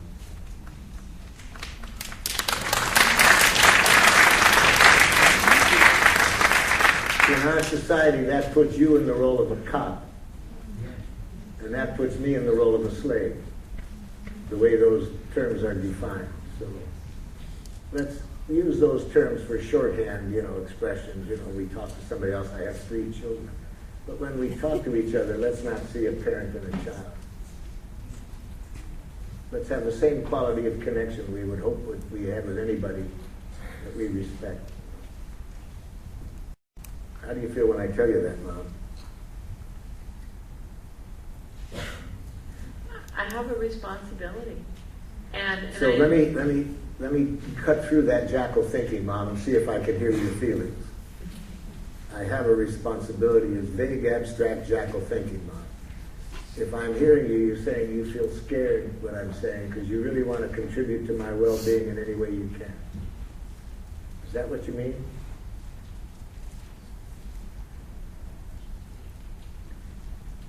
What I mean is that it's my job. No, don't stop. Anything you start with an it, Mom, is going to get us disconnected. Talk about I feel, I need, I request. I need to be able to look back. Yeah. And know that you contributed to my well-being in every way you could. No, not that. And I'm not clear what you're getting at. That I was able to give you the tools you need to be successful. So you want to contribute to my having the tools to be successful. This kind of dialogue will give me those tools, Mom. If I need you to make me do things, I have no responsibility. I have no tools. This dialogue is the most powerful way I'll develop those tools, Mom. How do you feel when I tell you that? What I feel is that what I'm hearing is that so I'm to do nothing, and then if Thank you you for decide telling me that's what you heard, Mom.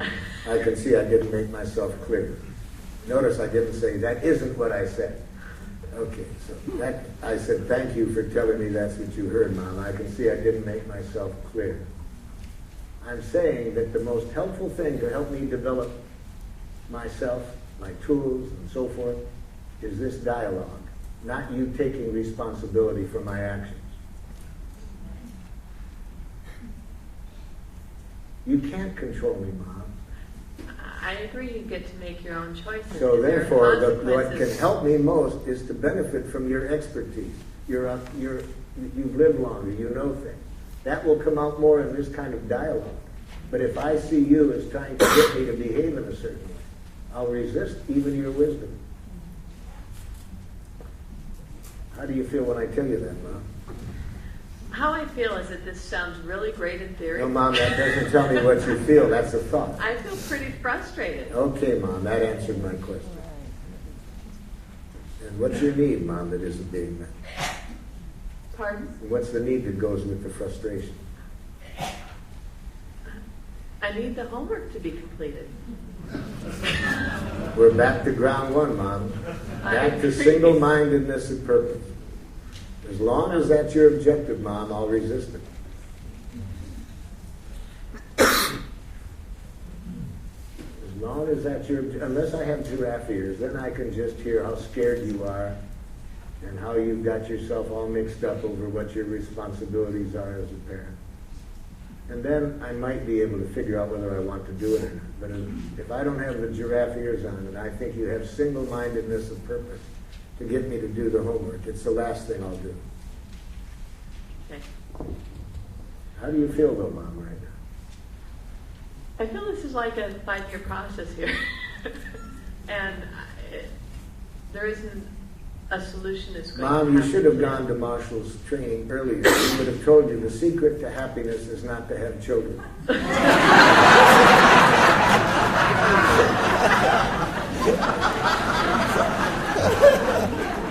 Go directly to grandchildren.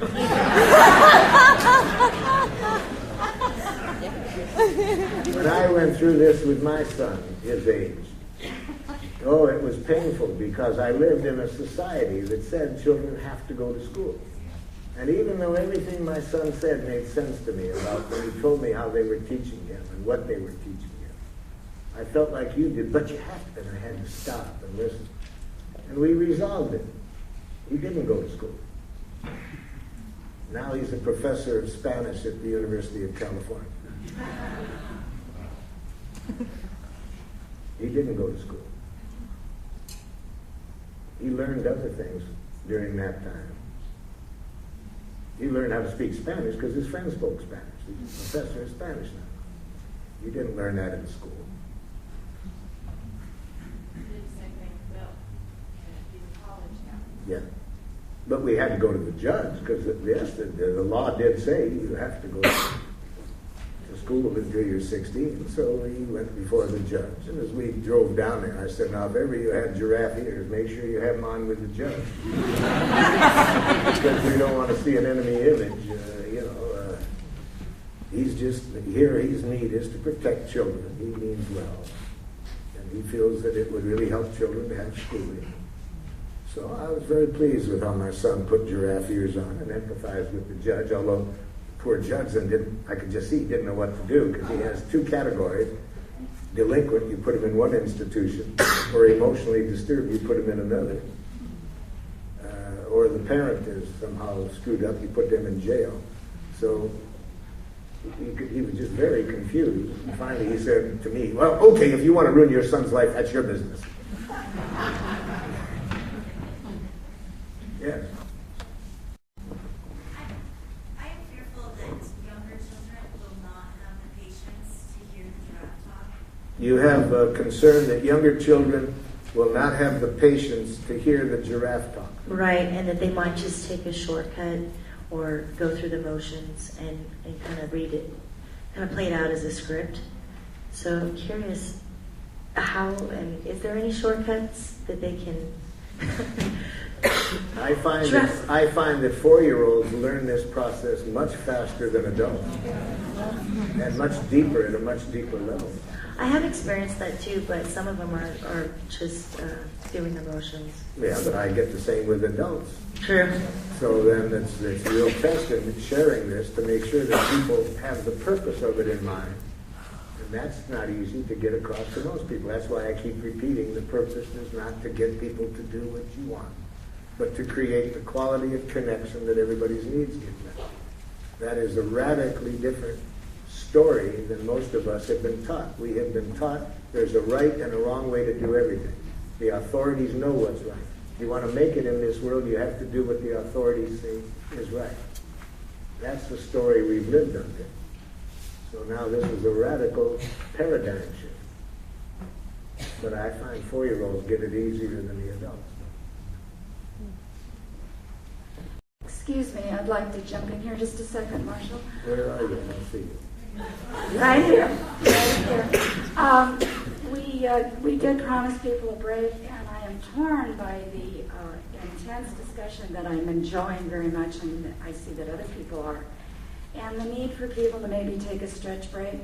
So I am wondering, I'm asking all of you if you wish to continue and not have a break at this time until 1 o'clock, or if you would like a break. And I need some kind of show of hands or something to let me know if you would like a break or not. Let me clarify that, please. If you would like to continue, would you please raise your hand so that I can see? All right, that looks pretty darn near unanimous. Now, here we have an important key differentiation today. Do we want to function by the tyranny of the majority or consensus? Now, here's how we can arrive at consensus. I've been developing skills with a group this time. Okay. I'd like to see a show of hands by any idiot who would not be willing.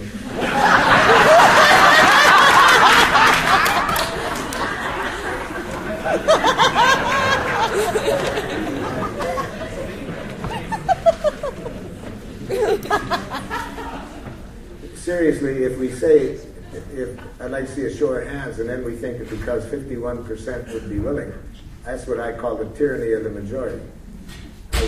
What I like to do is this way. I'd like to see a show of hands by anybody who would not be willing to take a break, and if so, what you would suggest we do for those who would want to take the break. Yes? I don't want to take a break, and other people who don't want to take a break, could we sit and continue having a dialogue? So you would hope that those who want to stay could stay. Would that be all right with the people who want to go? Then what would you like, or want to take a break, what would you like of those who want to stay? Short break. Yeah.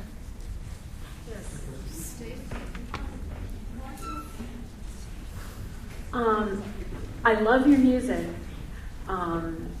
The thing that the thing that's most valuable for me is learning about the things where I'm all confused.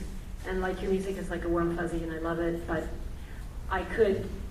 how about if you played music while people who want to take a break took a break? And there's evidence that people actually get more out of things if they take short breaks.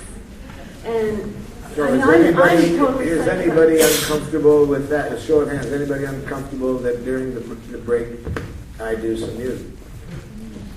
And what makes you not have a good taste about music?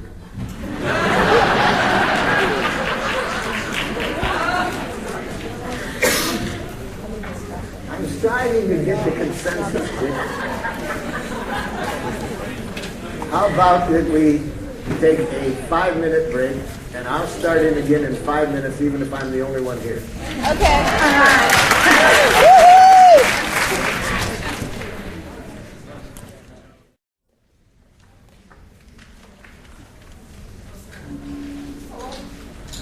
During the break, I had a discussion with two different people on a similar theme about how much problem some people have in being able to say what's alive in them, what they're feeling, what their needs are. Just what a paradigm shift that is when you've been... See, I went to schools for 21 years. I cannot recall ever being asked what I was feeling or what I was needing. Not once. I tried for years now, but can I recall one time when anybody ever asked? The closest that I ever got to that question is I spent a good deal of my schooling in the principal's office. And the closest to that, I heard this, why did you do that? But he wasn't really trying to find out my feelings. Anyway.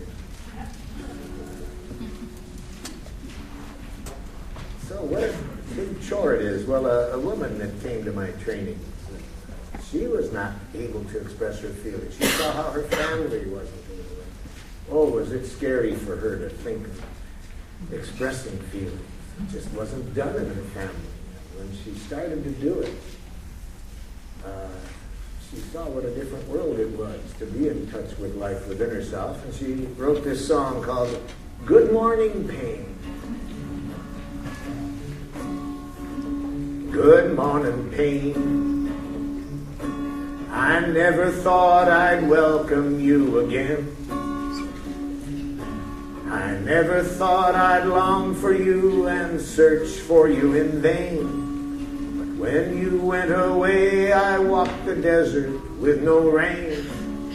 And I'm so glad to have you back again. Good morning, pain. Good morning, tears.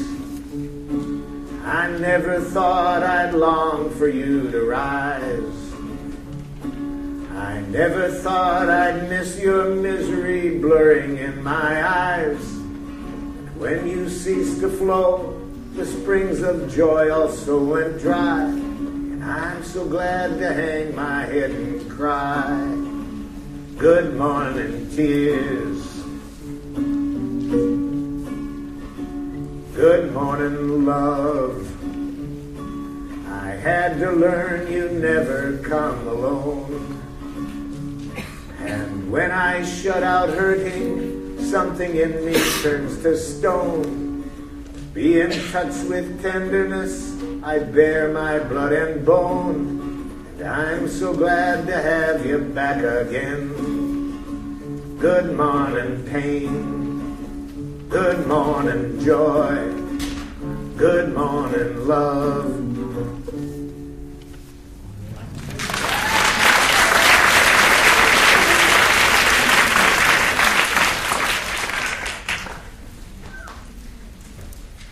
Yes, way back. I have a request for assistance with my affliction of myelitis. Okay, you've come to an expert on it. I have a severe case. It appears after listening to all of this that thinking my jackal ears were off of my head, they appear to be on. Most of the time I do hear demands coming at me throughout the day with much of my immediate family. Yeah. And what I do have desire to change this cycle, but I guess it's the first step that I still need help with. It's that first moment when I hear the demand, and what I do is close the door. Yeah.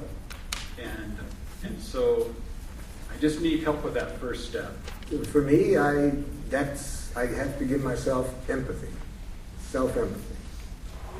First, I recognize it by the feelings. I'm usually angry, irritated. So I stop. Anytime I'm angry, I love it because it tells me I'm not connected to life in the way I want to be. So the anger is valuable. It gives me a chance. It's like a wake-up call. Hey, Marshall, you're not alive. See, I used to think that adrenaline in your system, you were really alive. Now I define life different. I define life not more just having some chemical adrenaline in my system, but to really be connected to life. What are my needs? What are the needs of the person in front of me? So the anger tells me I'm not there. I'm hearing a demand, or I'm hearing a criticism, or I'm making one. So I just enjoy the jackal show that's going on in my head. So how might that look? So you be the other person. What do you say that I hear as a demand? Well, I'm going to go back to the gate. Yeah. And I'm just going to say, I've told you 100 times to lock I'm the gate. already lost. See, I'm already lost. All I had to do was see that look. I told you. I'm angry. I'm pissed. I'm pissed. You know, here's the Jackal show going on in my head. You look like every damn teacher and parent I've had when they were angry right now. And I feel about the same joy in thinking of doing whatever the hell you want me to do right now as I did for them. That's all going on in me, real fast, something like that. So, I just enjoy the Jackal show. Enjoying the Jackal show is good for me and it's good for the other person, because then I know it's not them that I'm upset with. That this has nothing to do with that this stimulus, but that's in me. So that's a big step. Then I don't see them making me feel upset. I see the Jackal show. Then I take a deep breath and I see the need. See, all Jackal shows are horror movie descriptions of needs.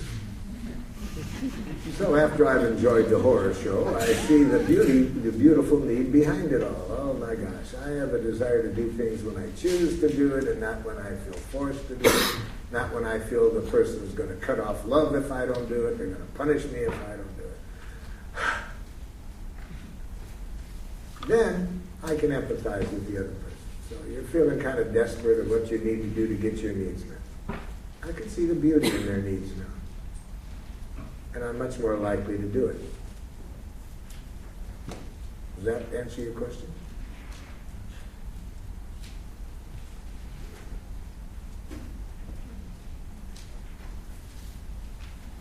Yeah, that felt different. Felt good. Now, I told you that my partner once said, you could read demands into a rock. And that came out of our deciding that whenever that was going on inside, she said, would you share that with me? Just share what's going on in you. And so, and it was good that I did that, because she liked that, to hear that that's all that was going on. Because when that's going on, non-verbally, I give off pretty scary messages. So it was a pleasure to her to hear that all of that was going on. But after about 3 times in an hour, when I was in my maleitis and hearing a demand, then she said, my God, you could read demand into a rock. And I thought about that, and that's when I said, only if I love the rock.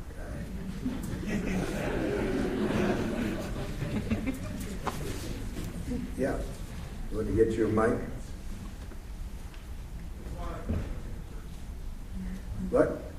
Oh, there's one up there, okay. I feel my heart pounding in stereo here.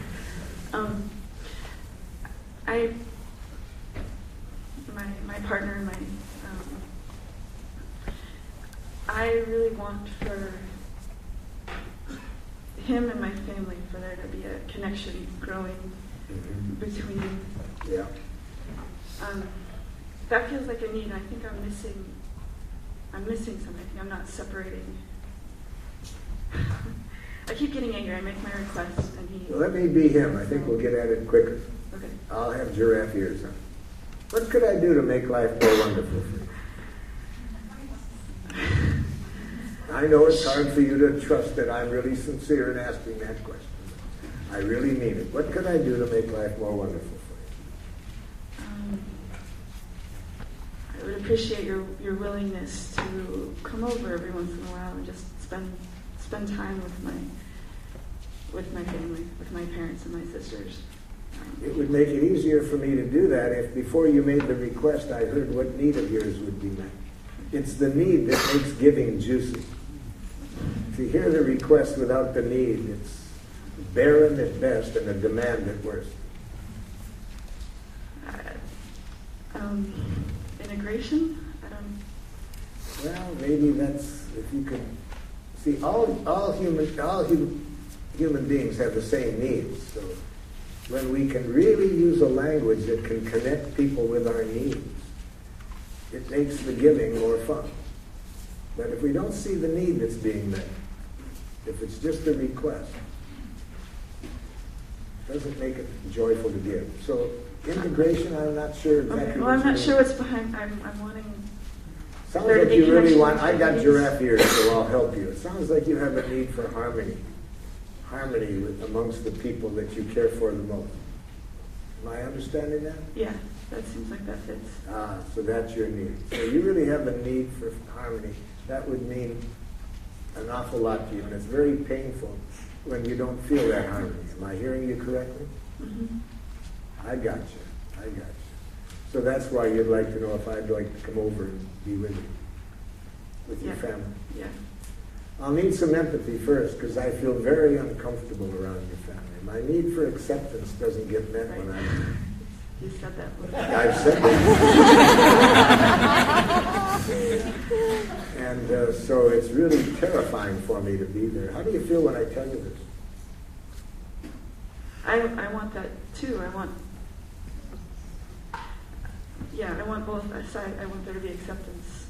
Yeah, but how do you feel when I tell you how uncomfortable I am because my need for acceptance isn't met?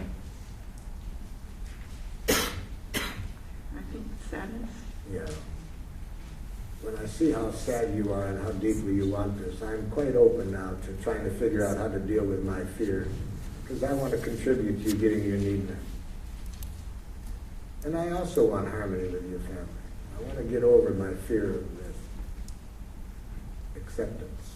Help me empathize with their criticism of me. Help me put on giraffe ears so that the things that they don't like about me now, I can see the beauty of it. Remind me, how are they judging me?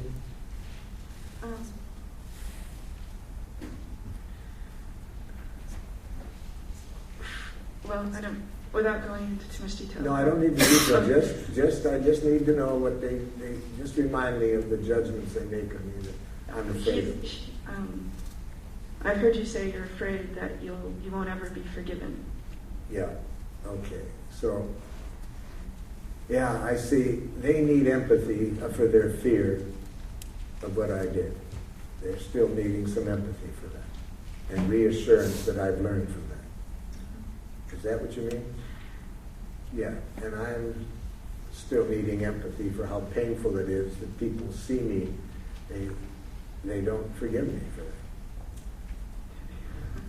So we both sides need empathy. They need empathy for how scared they are and how much they want to protect you. And I need empathy for what was going on in me when I did that, so people don't see me as something wrong with me. So how do you feel when you see both sides needing so much empathy?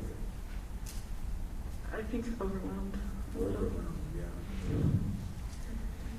Yeah, well, just talking like this has given me some of the empathy I need. And with your help, what I'd like to do is just really hear their fear without seeing myself as a monster.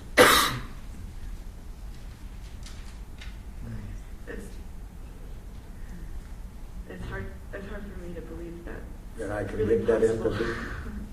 Mm-hmm. I can. That we can, that each party, myself. And you want so much for that, and you're kind of worried about whether it could ever happen. If you and I can have this kind of dialogue, I'm confident that I can develop my giraffe ears so that I can hear their fear without taking it personally. How do you feel when I say that? I feel a willingness to try. Yeah. And if it's maybe more than we can handle, but maybe we can get a third sider to help us to create harmony in the family. Some outside giraffe to come in and help us connect with each other. That's another option. Okay? I have two items over here tonight. Over here. One is I have a need relating to group harmony, to know that the process with the mother and her children and homework that was interrupted before our break has come to resolution. Has it? So in your request is? My request is to either pick up where we left off or to know That's that a wish. that's not necessary. That's a wish. So the request might be to ask the people whether they were finished or not. That might be one possible request, for you to ask them. Thank you very much. Yeah. Did you guys get finished, completed? He's satisfied. So what do you do that really?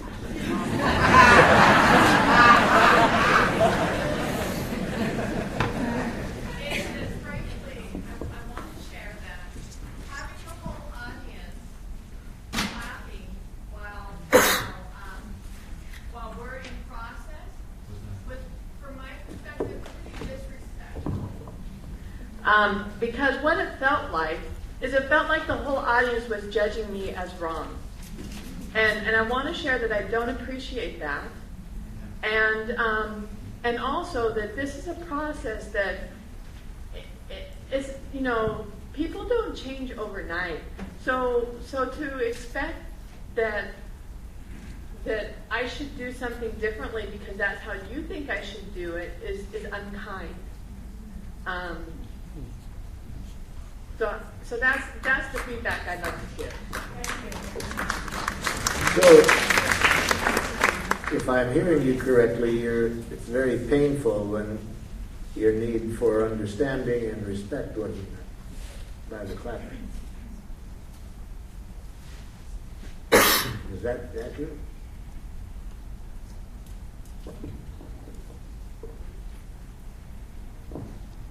I'm not sure.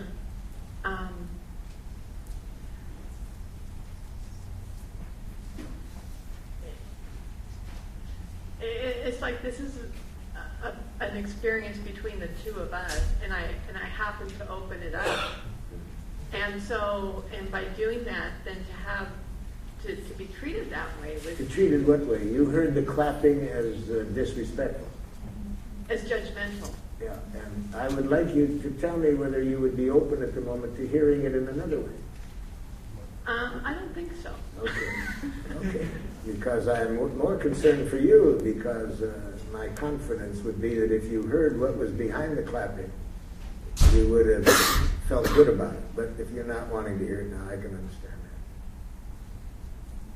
that. But I did want to leave you with the fact that I do have that belief that if you had heard the feelings and needs of the people, you wouldn't have heard a criticism.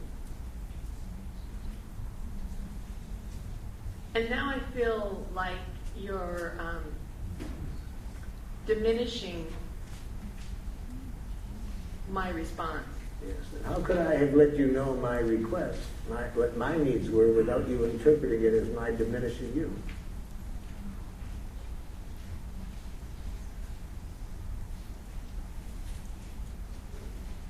I didn't say I was going to do it. I said I just wanted you to know that that was where I was. So how could I have said that to be understood without you hearing it as I'm diminishing you? Wow. And first, to begin with, I would suggest that you weren't one of the people who were clapping.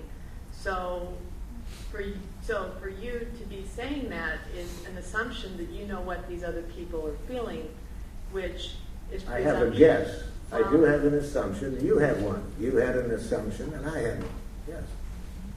I feel like I'm in a no-win situation right now. Pardon? I feel like it doesn't matter what I say, it's going to be wrong. And I don't know how I can express my needs without you hearing that you're being criticized. So you're frustrated because you can hear only criticism, and I'm frustrated because I can't get empathy for my needs. I don't know how to tell you what's going on in me without you hearing that you're being diminished, disrespected, judged. So we're both frustrated right now. And I'll think about that. Okay. I'm satisfied with that.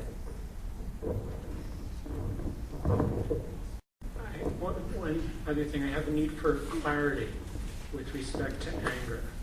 When you were having your interaction with the woman with the allergies to cats, it seemed to me that you were referring to anger as being toxic. And since then, you've referred to anger as being a healthy emotion. It's a healthy emotion because it tells me I'm throwing toxic energy into my spiritual and physical body. Spiritually, because I'm in the world that Rumi suggests is not a fun world to live in. When Rumi says, there's a place beyond right and wrongdoing, I'll meet you there. Anger tells us spiritually, I'm in that world of right and wrongdoing. And my body suffers because studies in the medical arena show a high correlation between the thinking that makes us angry and heart disease. So anger is a friend of mine. It tells me that I'm thinking in a way that takes me out of the world I want to live in. And it's also harmful to my body. So anger is not the problem. The thinking is the problem. The thinking that causes anger. See the difference?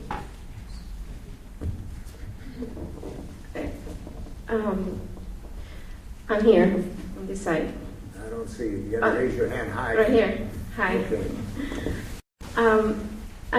I need to go back to the issue of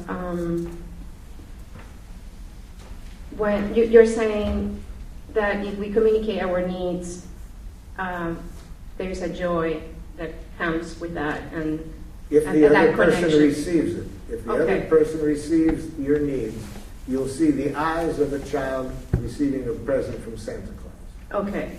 So my question is, when you're teaching or this, how did you help, especially men?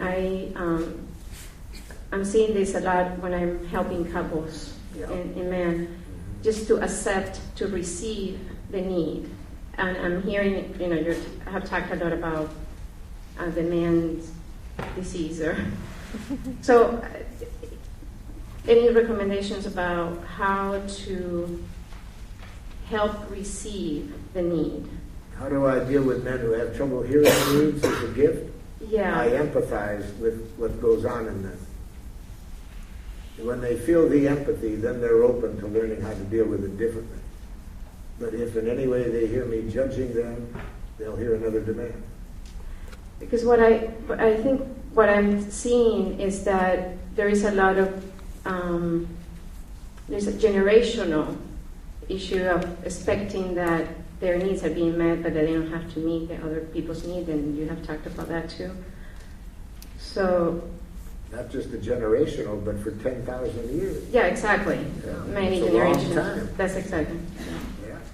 For So, 10,000 years, women should have no needs. Loving women have no needs. They suppress their needs for their families. Brave men have no needs. They're willing to give their life for the king, the flag, the president. So, real, mature, loving, good people have no needs. Needs are selfish. so you're saying that just by practicing empathy, you get there? I'm saying showing people a more fun way to live, they'll do it. If I empathize first with why it's hard for them to see it. To see the more fun way. And then I do everything I can that I don't in any way imply there's something wrong with them for being like they are. That's why I use a stupid statement like mellitus. That's a playful way of saying it's painful, but let's not get into thinking there's something wrong with us for feeling that. Thank you. Marshall? In the second row. Second row. I find myself in a conundrum repeatedly having to do with the way people smell and their personal hygiene at work and in my personal life. Look, why didn't you tell me this during the break? I thought this would be a more interesting forum. And I can't for the life of me figure out how to state my feeling, need, and a request where I feel any confidence that I'm going to create some connection with that person. I have managers asking me to go to coworkers and solve this problem because they think I'd be the Come right on to me person. and let's try it. Let's try it. Okay. I feel uncomfortable when I smell a strong body odor coming from you, and I would like to ask you to bathe and May I suggest something to you? Yeah. With a request like this, let's see two different kinds of requests. See, you're going to what I call the need fulfilling request. What the action, a need fulfilling request,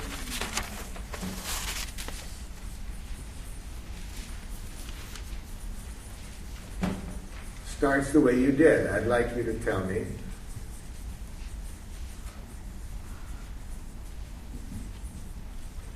if you would be willing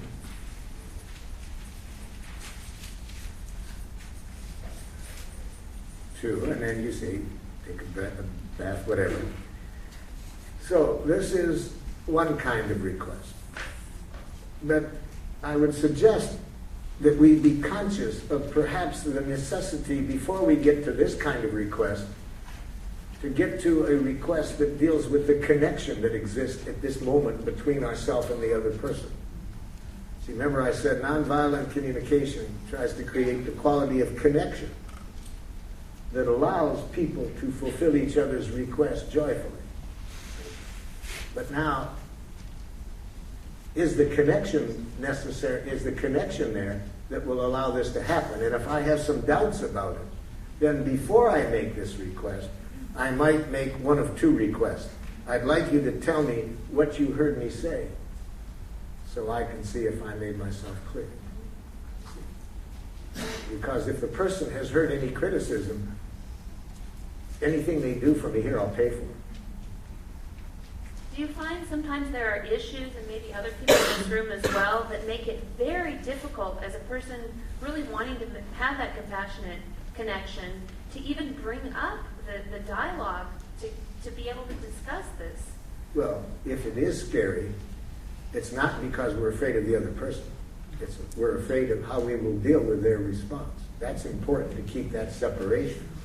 Because if you think that you're afraid of how the other person might respond, you'll become a nice dead person, afraid to reveal yourself. And you give all of your power to the other person. So we don't have to ever be afraid of how the other person might respond. We only have to be concerned with how we will deal with their response. I understand. But that puts our security in our hands. So one of the two responses is, tell me what you heard me say so I can see if I made myself clear. And the other, sometimes I might just want the other person to tell me how they feel about what I said.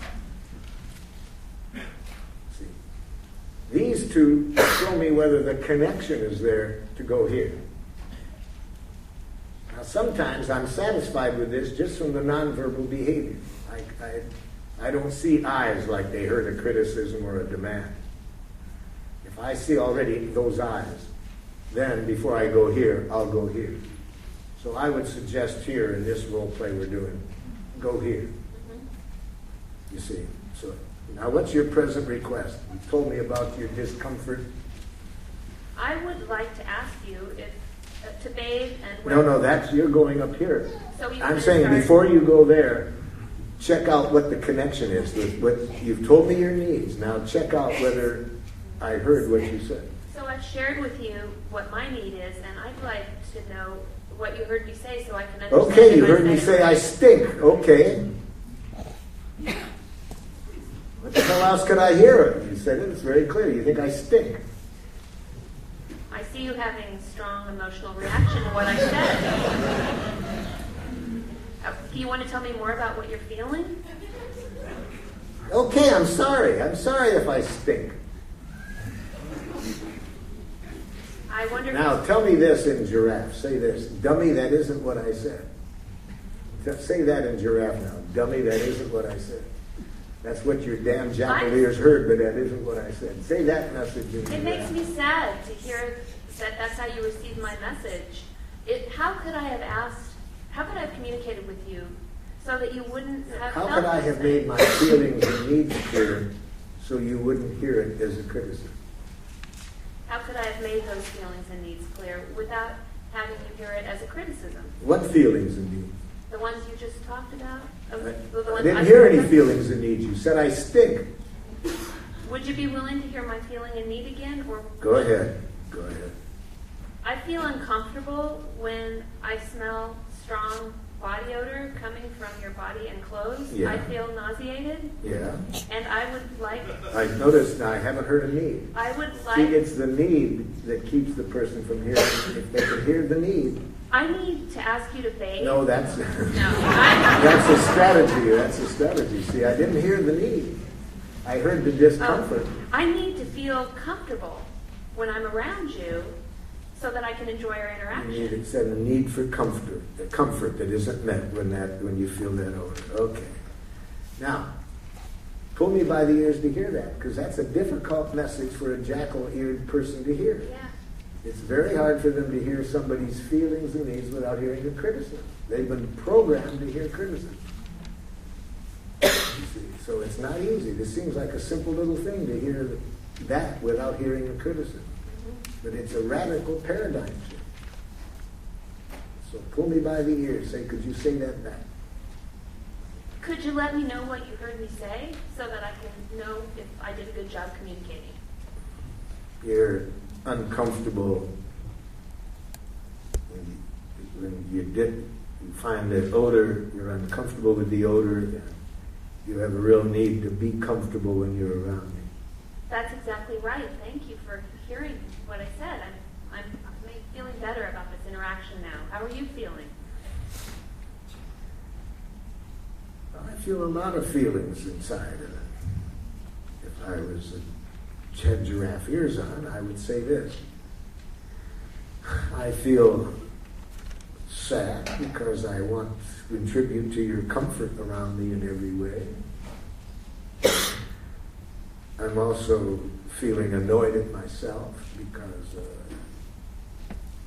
I want to take better care of myself and do things like that, but I have this thought in my mind that I should take a bath more often, and then when I think that, I don't want to. And so I got a lot going on in me, but I'm glad we're talking about it. It sounds like you have a lot of good reasons to smell the way you smell.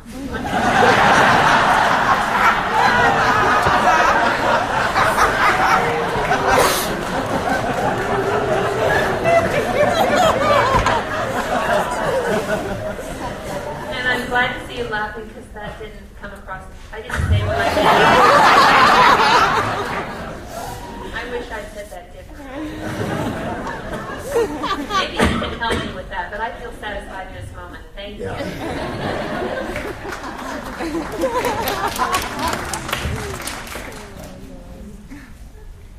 I'd like to go back to the thing we were doing in the beginning. Where are you now? Here. Oh, right in front of me. I'd like to go back to the thing we were doing in the beginning, stating needs to our partners. Mm-hmm. And I love what you say, but I get very confused if you break in, like right in the middle. So could I say the whole thing and then get a reaction from you? Is that okay? Okay. I need. Oh, let's see, I've written a word on it. I have a need for respect as an equal, and I request that during shared activities we consensus on an agenda. I request that during shared activities we consensus on an agenda, and that when we need to change it, we agree on the change. I request that during our shared activities we take the time to set a shared agenda, and when we need to change it, we agree on the change. Now you ended on a wish, not a request. And this is the kind of thing that leads to endless discussions, when we just wish, but we don't end on a request, whether it's on a one-to-one basis or with a group. Unproductive meetings occur when we don't end on a request. Or say finished, if that's all we wanted to say. Because see, as another person, I could think that's all you wanted, was just to say that. Because I didn't hear a request. I heard a wish. I thought I said a request. No, it's a wish. You said, I would like, when there's these decisions and so forth. That was a clear wish of what you like. But it doesn't tell me, see, you're not living right now with me. It's like you're telling me what you wish. Yeah. I don't feel involved in the conversation. Oh, because it's in the future. Yeah. Okay, well, the reason I was doing that is because what's like right happening coming down the pike. So what do you want from me? So I'm the other well person. What do you want from me right now in relationship to that? I'd like to know whether you heard. I'd like to know what you heard me say. That you're not being treated equally. Well, sometimes you treat me equally. No, hold on. I heard a criticism. You didn't make a criticism. You told me a need, but I heard a criticism. So now you're agreeing that you make a criticism sometimes. So you're getting lost now. See, you've expressed a need, but I didn't hear the need. I heard the criticism.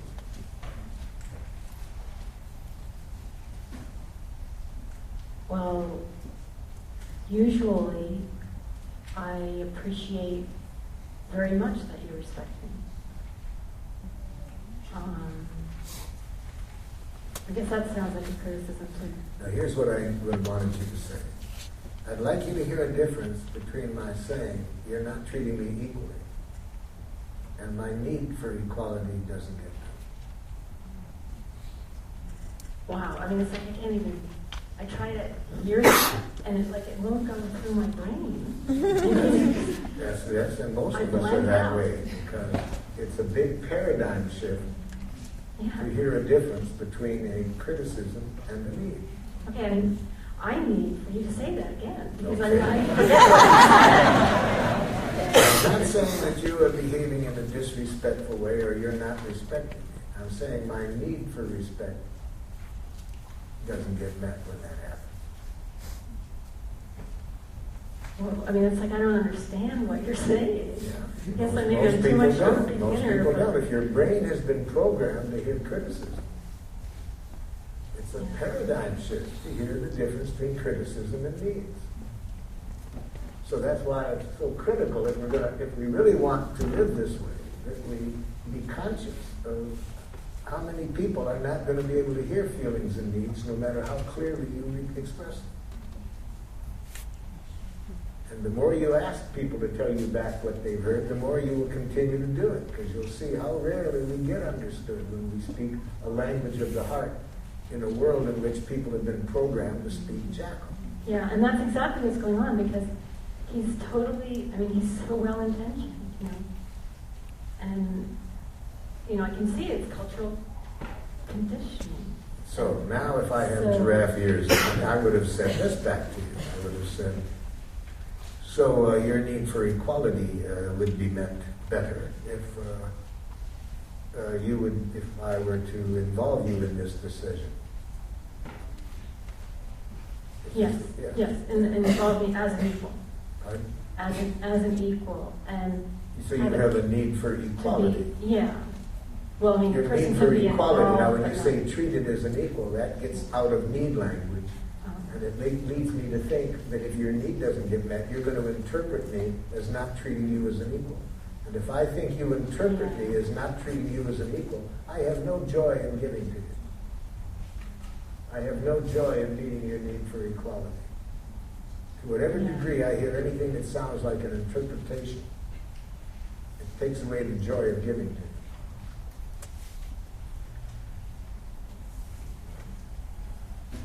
Well, the reason I said that is because somebody can be involved in the process, but not be treated as an equal.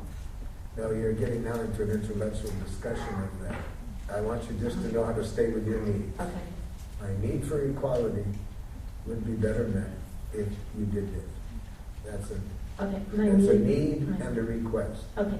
My need for equality would be better met if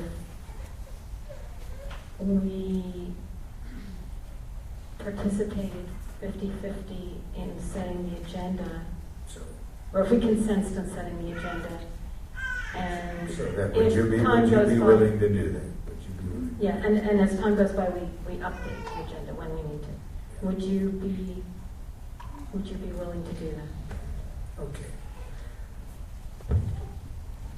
So there's a major difference between I don't see myself being treated as an equal and my need for equality isn't being met. A radical difference.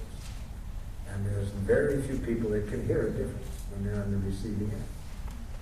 So we got to lead them, we got to help them see that difference. Or else we can't really connect in a way that's going to promote compassionate. Yeah. So first we got to be sure we know how to say it clearly, the difference. We need to see clearly the difference, not see the person as treating us unequal.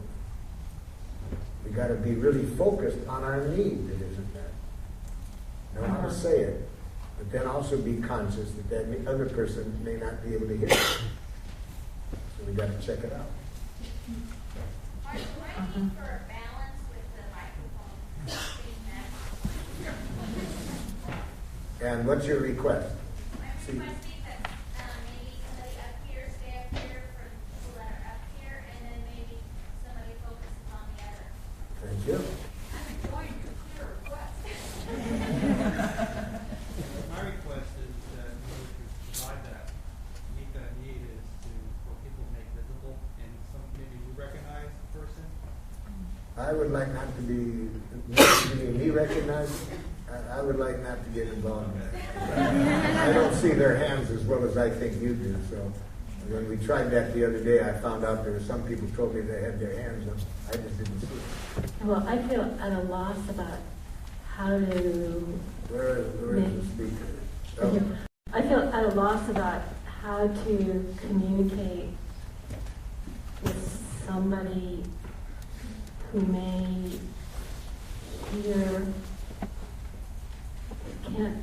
who may not hear the difference between my saying my need for equality is not being met. Well, let me go over then what I showed you, and then we'll get the microphone to others. What I said to you was, you got to ask people to tell you back what they heard. And then, if they didn't get it right, never say this, no. Never say, that isn't what I said. Never say, you're misunderstanding me. Never say that. Say this, thank you for telling me that's what you heard. I'd like you to hear a difference between, and then you give them the two things you'd like them to hear the difference between, so they can see the difference. Okay? I'm bursting with curiosity. Got to get a mic? I'm bursting with curiosity because in a sensitive situation like body odor, I'm wondering how a person's emotion of embarrassment and then their defensiveness, how I can be sensitive to that. I think you are sensitive about it. You're aware that some people could hear it as a criticism rather than a gift. You see, if they hear the truth, it'll be a gift. I mean, if I can contribute to a person's comfort by taking a bath, that's not a big thing. I have to make somebody's life more wonderful.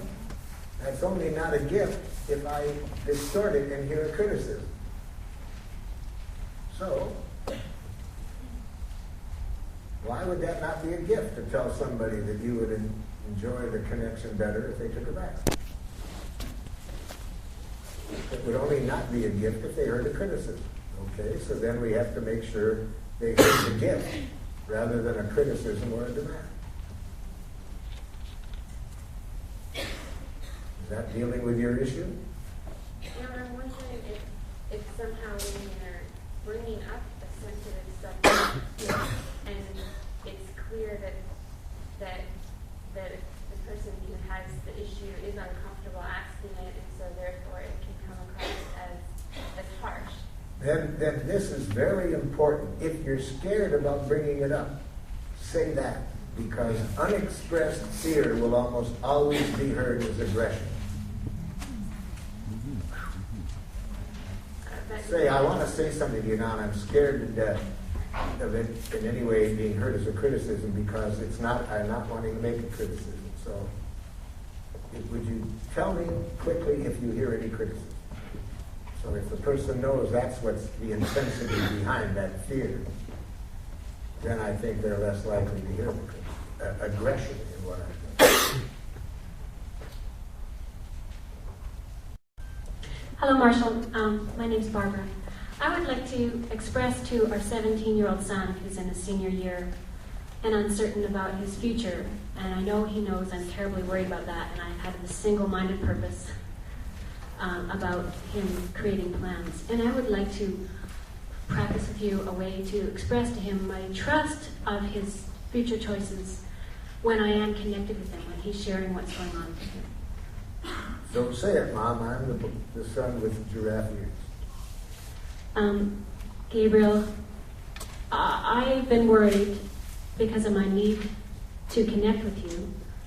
We've talked in the past about your future, and I really need reassurance that you know that I'd love to support you in any way I can, and I'm wondering if you would be willing to share with me how I could best support you as you go into the future.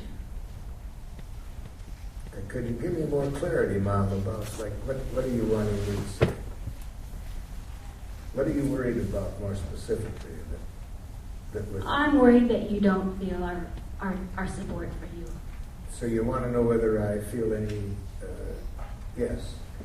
I do have a fear, Mother, of bringing anything up, because when I do, it doesn't look like you enjoy my pain. Like, as soon as you see me in any pain, like you've got to fix it.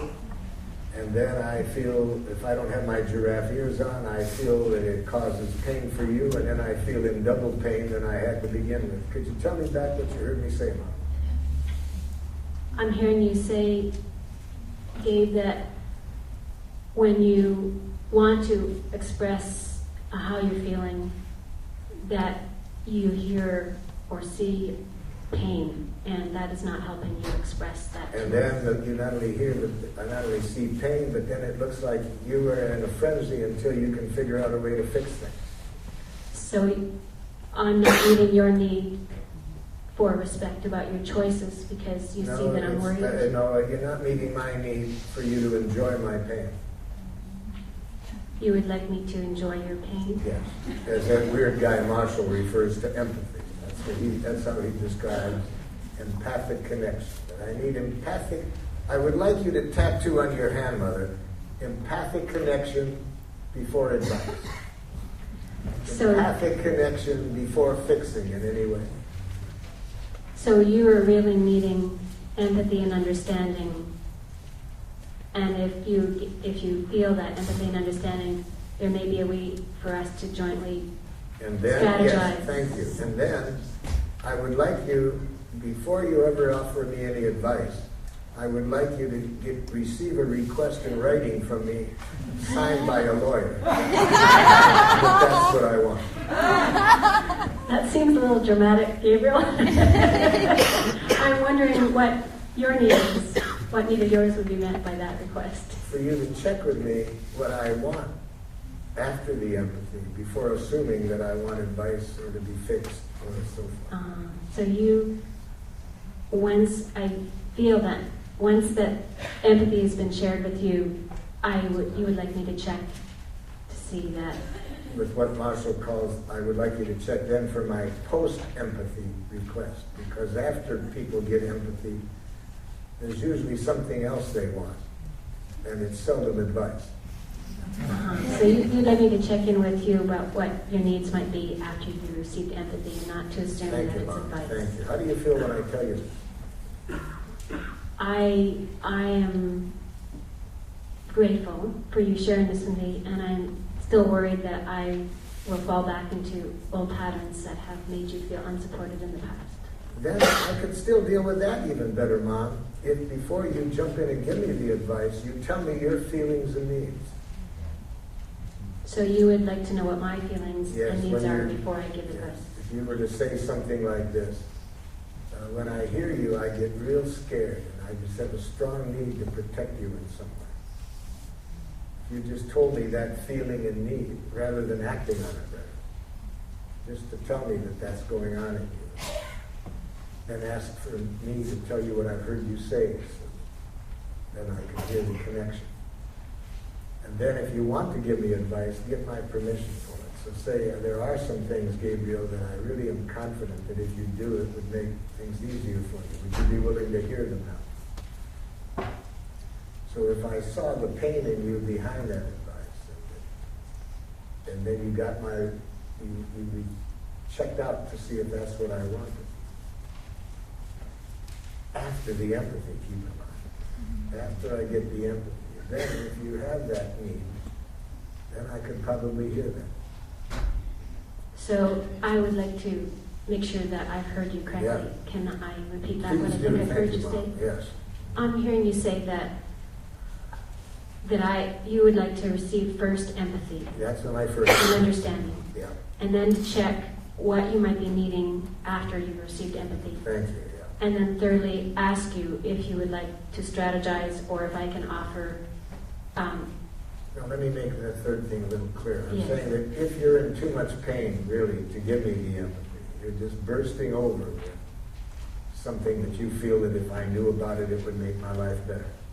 If you could at least say then, Gabriel, I'm so tense right now when I hear this, and I have such a strong need for your well-being, and there's some thoughts that I have about what could help you. Would you be willing to hear it? So if you're not able to empathize with me, at least that you say that and get my permission before you give me the advice. How's that? Yes, and I think I heard that more clearly, that if I'm not able to empathize, I share what's going on inside for me. Yeah. And then ask if you would be willing to hear some of my thoughts. Your advice or whatever. Yeah, thank you, Mom, for hearing that. Well, thank you for that clear process that we'll hopefully be able to stay connected. I appreciate that. Marshall? I'm experiencing, I keep experiencing like an overwhelming sadness and grief, and I'm wondering if you would be willing to play the role of my partner. Yes. Okay. My strategies for creating meaningful connections within my family, with my partner and kids, with you and my kids, with you and the kids, has created the opposite of what I wanted, and I'm feeling overwhelming sadness and grief that I can't seem to let go of. I need meaningful connections with my kids, and to be in a situation where I like myself in relation to the people that I'm with. Would you be willing to tell me how you feel about what I'm saying? Well, I want to be sure first that I have done it, and then I'll tell you how I feel. Okay. That is deep sorrow and grief because something need a very strong need of yours for there to be harmony and understanding between the people you care for the most. Well, connection, my connection. Your connection. Yeah. Your connection, yes. And that at the moment that need is being met to your satisfaction. That's right. And you want to know how I feel about that? Yes. I'm feeling some relief if that's in there that we're talking about it this way. And of course I'm feeling sad because I have a strong need for that need of yours to be met. I'm eager to hear whatever you would like from me, then we'd better meet that need. I would like help in connecting with my kids, and would you be willing to help me express my mourning to our daughter? By help, you mean you want me to listen while you say what you'd like to say to her and then give you some feedback if I could suggest other ways of saying it? Yes. Okay, I'd be glad to do that. Thank you. I'm glad I'm checking out what you mean by help. Because if I hadn't gotten clear what you meant by that, I could very often have interpreted that a way that wasn't what you wanted, done it, and then when that wasn't it, you getting upset. And And then my feeling aggravated because I thought I was meeting your need. And this has happened a couple times between us. So I'm glad I'm learning to check out what you mean by it. Marshall, if I continue this process with my partner, I guess I'm needing some hope that I can get past the sadness and grief. Sounds like you're needing some empathy for just the depth of your sadness and grief. And your real fear about whether you'll ever really be able to connect with her in the way you like. Yes. Deep, extremely deep. More than anything in the world, you want to connect with her in a loving way. That's so painful when you're not doing it. So how about if we practice how to deal with her? I'll be her with giraffe ears. Would that help? Okay. Right. So I'm the daughter with giraffe ears. Mom, I'm hearing just how deeply painful it is for you that we're not having the quality of connection that would meet both of our needs for closeness, safety. Yes, and I get really scared that my statements or responses will be interpreted in a negative way or in a blaming, fixing. So you feel caught in this dilemma. You want to be able, the connection you want us to have would require us to be honest with each other about what's going on. Yes. And you're feeling discouraged about whether you can do that and have it act and get understood. Yes. And you're afraid it'll end up just the opposite. Yes. Instead of bringing us together, it will do what's happened at times in the past. It's separated us more. Yes. Yeah. And I'm so sad that in the past I didn't have these giraffe ears on. Instead of seeing just how deep it is in you, how much you want a loving connection, instead of seeing that, I read in criticism. So I feel very sad. I would have liked to have given you the empathy that you were needing, seen the beauty in what you were saying. I really want to know how I can talk with you and share. Okay, let me show you how you can talk with me and share. You be me now when I'm at my worst. And I'll be you with giraffe. And I'll show you what I would like you to do. You got it? So you be me now. What do you say? I don't say anything. Are you feeling irritated with me and not comfortable telling me what's going on for you right now? Yeah, Mom, I don't know what you want from me. So that's irritating for you when you have a need for clarity, especially about what's wanted of you and you're not clear what it is. Yeah, that's right. And, what I want from you is just what's happening right now. Just to know what's going on in you. That's my need. How do you feel when I tell you that? Relieved. I thought I was supposed to say a certain thing, and I didn't know what to say, or. And I'm so sad that I can see I have some guesses as to how I contributed to that. I can see that in the past, by my not knowing how to express my pain as I would have liked to, that it could easily be heard that you weren't doing the right thing. I'm so sad that I didn't know how to say that differently. Yeah, I always thought I was doing the wrong thing and that you were judging me. Yeah. How do you feel when I tell you how sad I am that I didn't know how to express my feelings differently?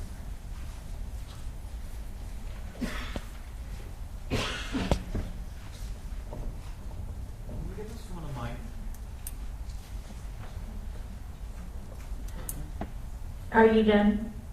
No. Okay.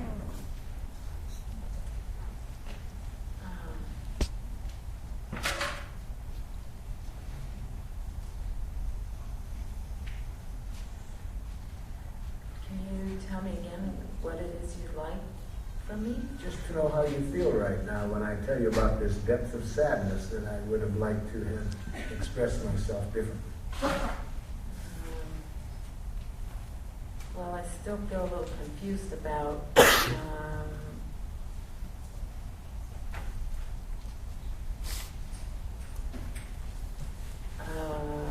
how to respond to what you need. Just what you're doing. Just telling me how you feel. I appreciate how you've been hearing what I feel. This is what I want from you, just this. That's all? It's a lot. I feel connected with you now in the way I've wanted to for you. It's a big thing for me to hear what's ever alive in you. It's a big gift. It meets a strong need of mine for closeness, for connection. And as I say, I'm sad I didn't know how to ask for this differently in the past. Okay? Thank you.